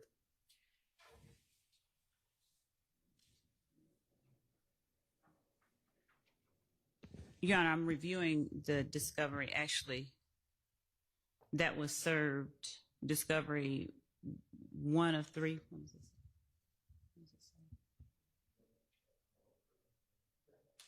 this? Anybody from the defense that wants to go ahead and take this file and look at it, you're welcome to. And just for the record, Sir, I've been informed April 29th was when Sergeant Lieutenant Gaither testified previously. April 29th of this year. Okay. All right. Go ahead. 8/2/22 is the date that those items were served in discovery. Is it 2? And by those items, you mean What's in that? the contents of this brown paper file that's about an inch and a half thick.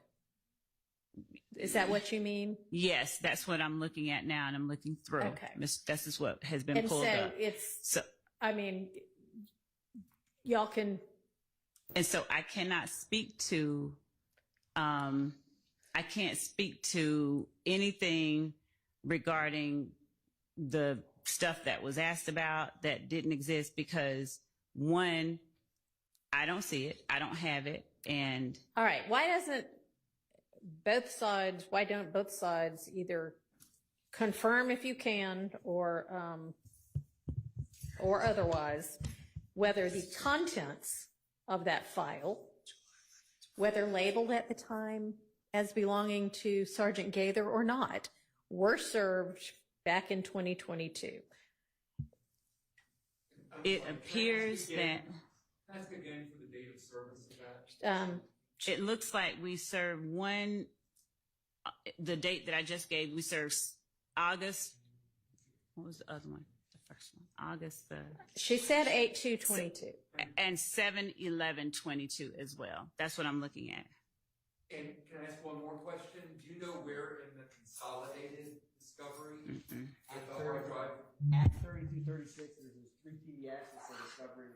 It's like 600 pages of PDFs. You combine them all. My spidey sense, I haven't physically looked through that today. I'm pretty positive those 3 PDFs are those documents. Because that's not a new file.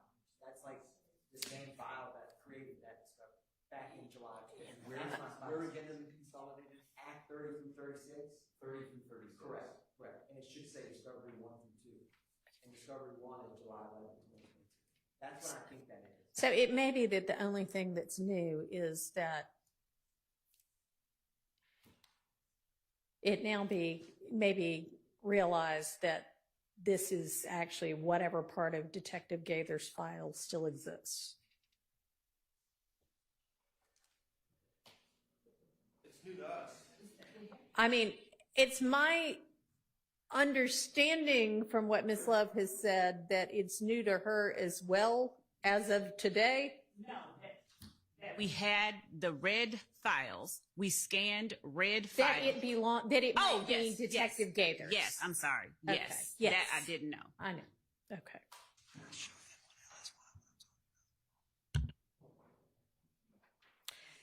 And I mean, I'm just going to offer again with the Miss Love, maybe when you talked to her outside and she said whatever she said to indicate, yeah, that might be my file, that you come in and you say to your opposing counsel, hey, you know what? The file of Detective Gaither's that we thought was entirely gone. Well, you know what? Apparently a part of it is this portion that we sent you 2 years ago.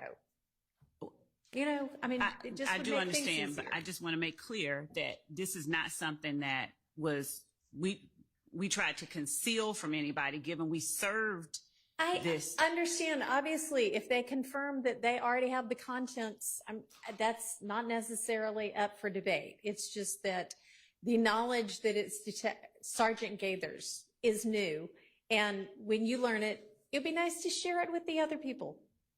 And yes, Your Honor, I understand what the court is saying, but I do also remember when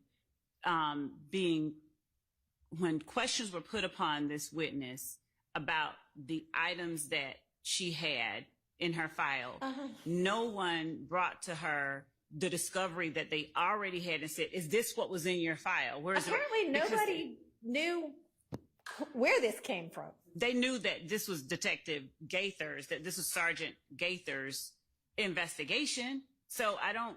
The stuff we were questioning her about was not in the discovery. She was claiming she did Is work it- that was not provided. And okay, and it may still not exist. And we all know, I can't remember the dates of the hack, but we all know because we practice in Fulton County that there was some gigantic, what we call hack of the whole city, and APD legitimately lost a whole lot of files that were never able to be recovered. So, I mean, that's just a fact. But we have a paper file, Your Honor. I see that. And the hack does not affect paper files. I understand that. Investigator Gaither specifically testified that she wrote reports for certain things. They were in her file that has now been lost. Okay, Now, and so you if- can ask her when she said that, what did she mean? Because like I just said, I mean, all of us in this day and age have things we print out and things we just keep on an electronic file that only exists in the, wherever it exists, in the cloud. And we never print it. And Your Honor, I have also talked to Sergeant Gaither about not what she told them, but in previous, looking at previous information, having reviewed information that I know for a fact she kept on a terabyte drive, I asked, where is that? And she has told me in the past that the terabyte drive where she had all of her information about all of her cases was connected to her desktop computer at the time that the hack occurred. So I don't have access to it. She didn't have access to it. I know that just from talking about other cases. Okay. So I didn't ask her specifically about this one, whether this was on that terabyte drive, because those weren't the questions that I put on her. Those were questions posed to her by counsel for each of the defendants. Like, where is this? Okay. Your Honor. Yes. Also, when it's time for Your Honorable Court to rule, just so we don't waste time with the jury, the question is, let me show you something from your file. And I'm going to object because even though it's potentially, sounds like in Sergeant Gaither's file, retired Sergeant Gaither's file, it is hearsay. It sounds like, and I have not looked at it, there were a lot of people looking at the files, but it sounds like it's somebody else's information that somehow got into someone else's report on a phone number of Mr. McMullen. So based upon that, that's going to be my objection. That's how this whole question began. So I just want to give you a heads up. Okay, and honestly, it was a question about a phone number, but what was the question going to be? It was going to be after she talked to Quindarius Zachary, did she attempt to locate or did she have the kidnapping file? Right. Was she able to locate a phone number for Demise McMullen? Okay. And I still don't know whose handwriting that is on the phone number information, but it was just going to be what was the phone number. Okay, well, could you locate what is fine? What it was would be, I don't know why we have that echo all of a sudden.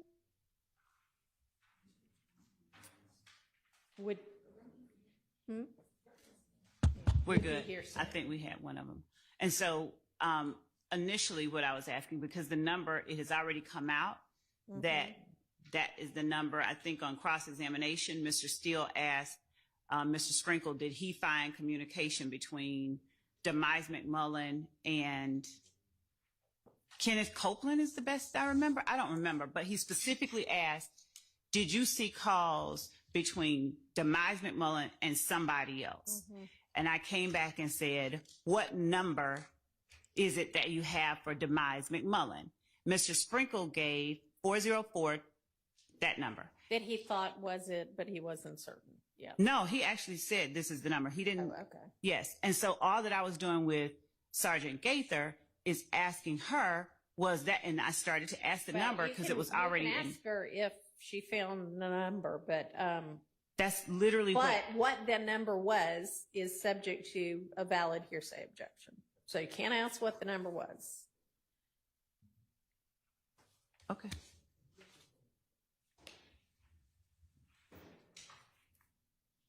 How much longer do you expect to have with That was literally the last question. Okay.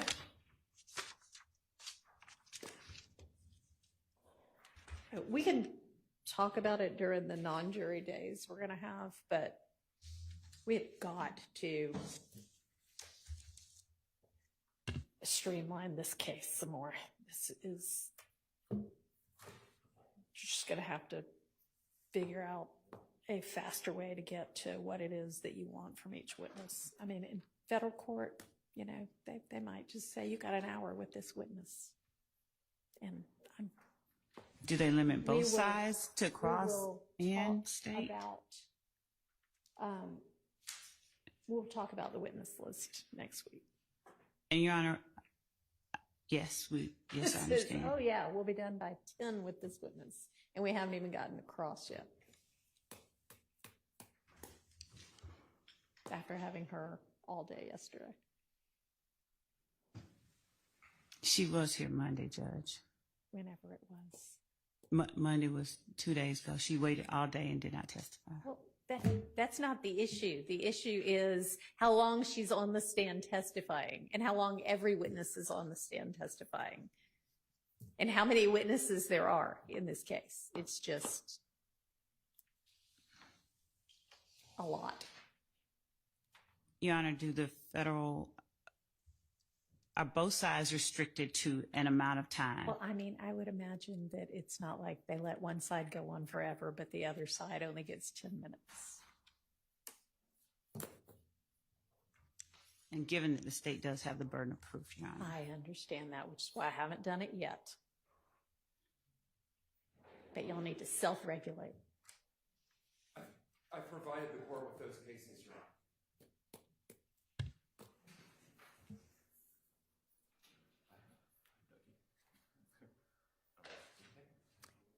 So do the attorneys want to let your clients go have lunch while y'all examine this, or do you think y'all would be done in a few minutes and you want to question Gaither, or what's our best use of time? I think we'll be done. Oh, Okay. Your Honor, also, I'm being told I have not reviewed the transcript or anything, but I think that Sergeant Gaither may have said that she left APD and didn't have any of her files with her. I don't know, Okay. with respect to that testimony, if what was represented is what she said. That may be. That seems to happen a lot, that detectives leave and they don't have access. And then for some reason, the DA's office, who would have access, doesn't seem to be able to get it. But that's just my observation from other cases. Until they're doing direct testimony. What we can, we do. but when I've been we don't have it, we overruled by don't. my colleagues, and we're asking for a little bit of time to review this, and we're asking for our clients to be allowed to. All right. to Well, eat. I don't know if their lunch has quite arrived yet, but it should arrive soon if it hasn't yet. So do we want to reconvene at like 12:20, which would give you all a half an hour, or 12:30, which would give you 40 minutes? Because if we're going to. Not here yet. Okay. 12:20 will be. Okay. Well, that might not be enough time if it hasn't arrived yet, but. Oh, you were going to have. Okay, I misunderstood. They were going to eat while we were out. Oh. I mean, ideally, well, there is no way that this group of lawyers can get anything done in 15 minutes. So no, if we're going to examine Detective Gaither before the jury comes back at 1, we need to be back before 12:45 because we're not doing this part in front of the jury. So 12:30. And the defendants can use the restroom before they eat and get that out of the way. All right, see y'all back at 1.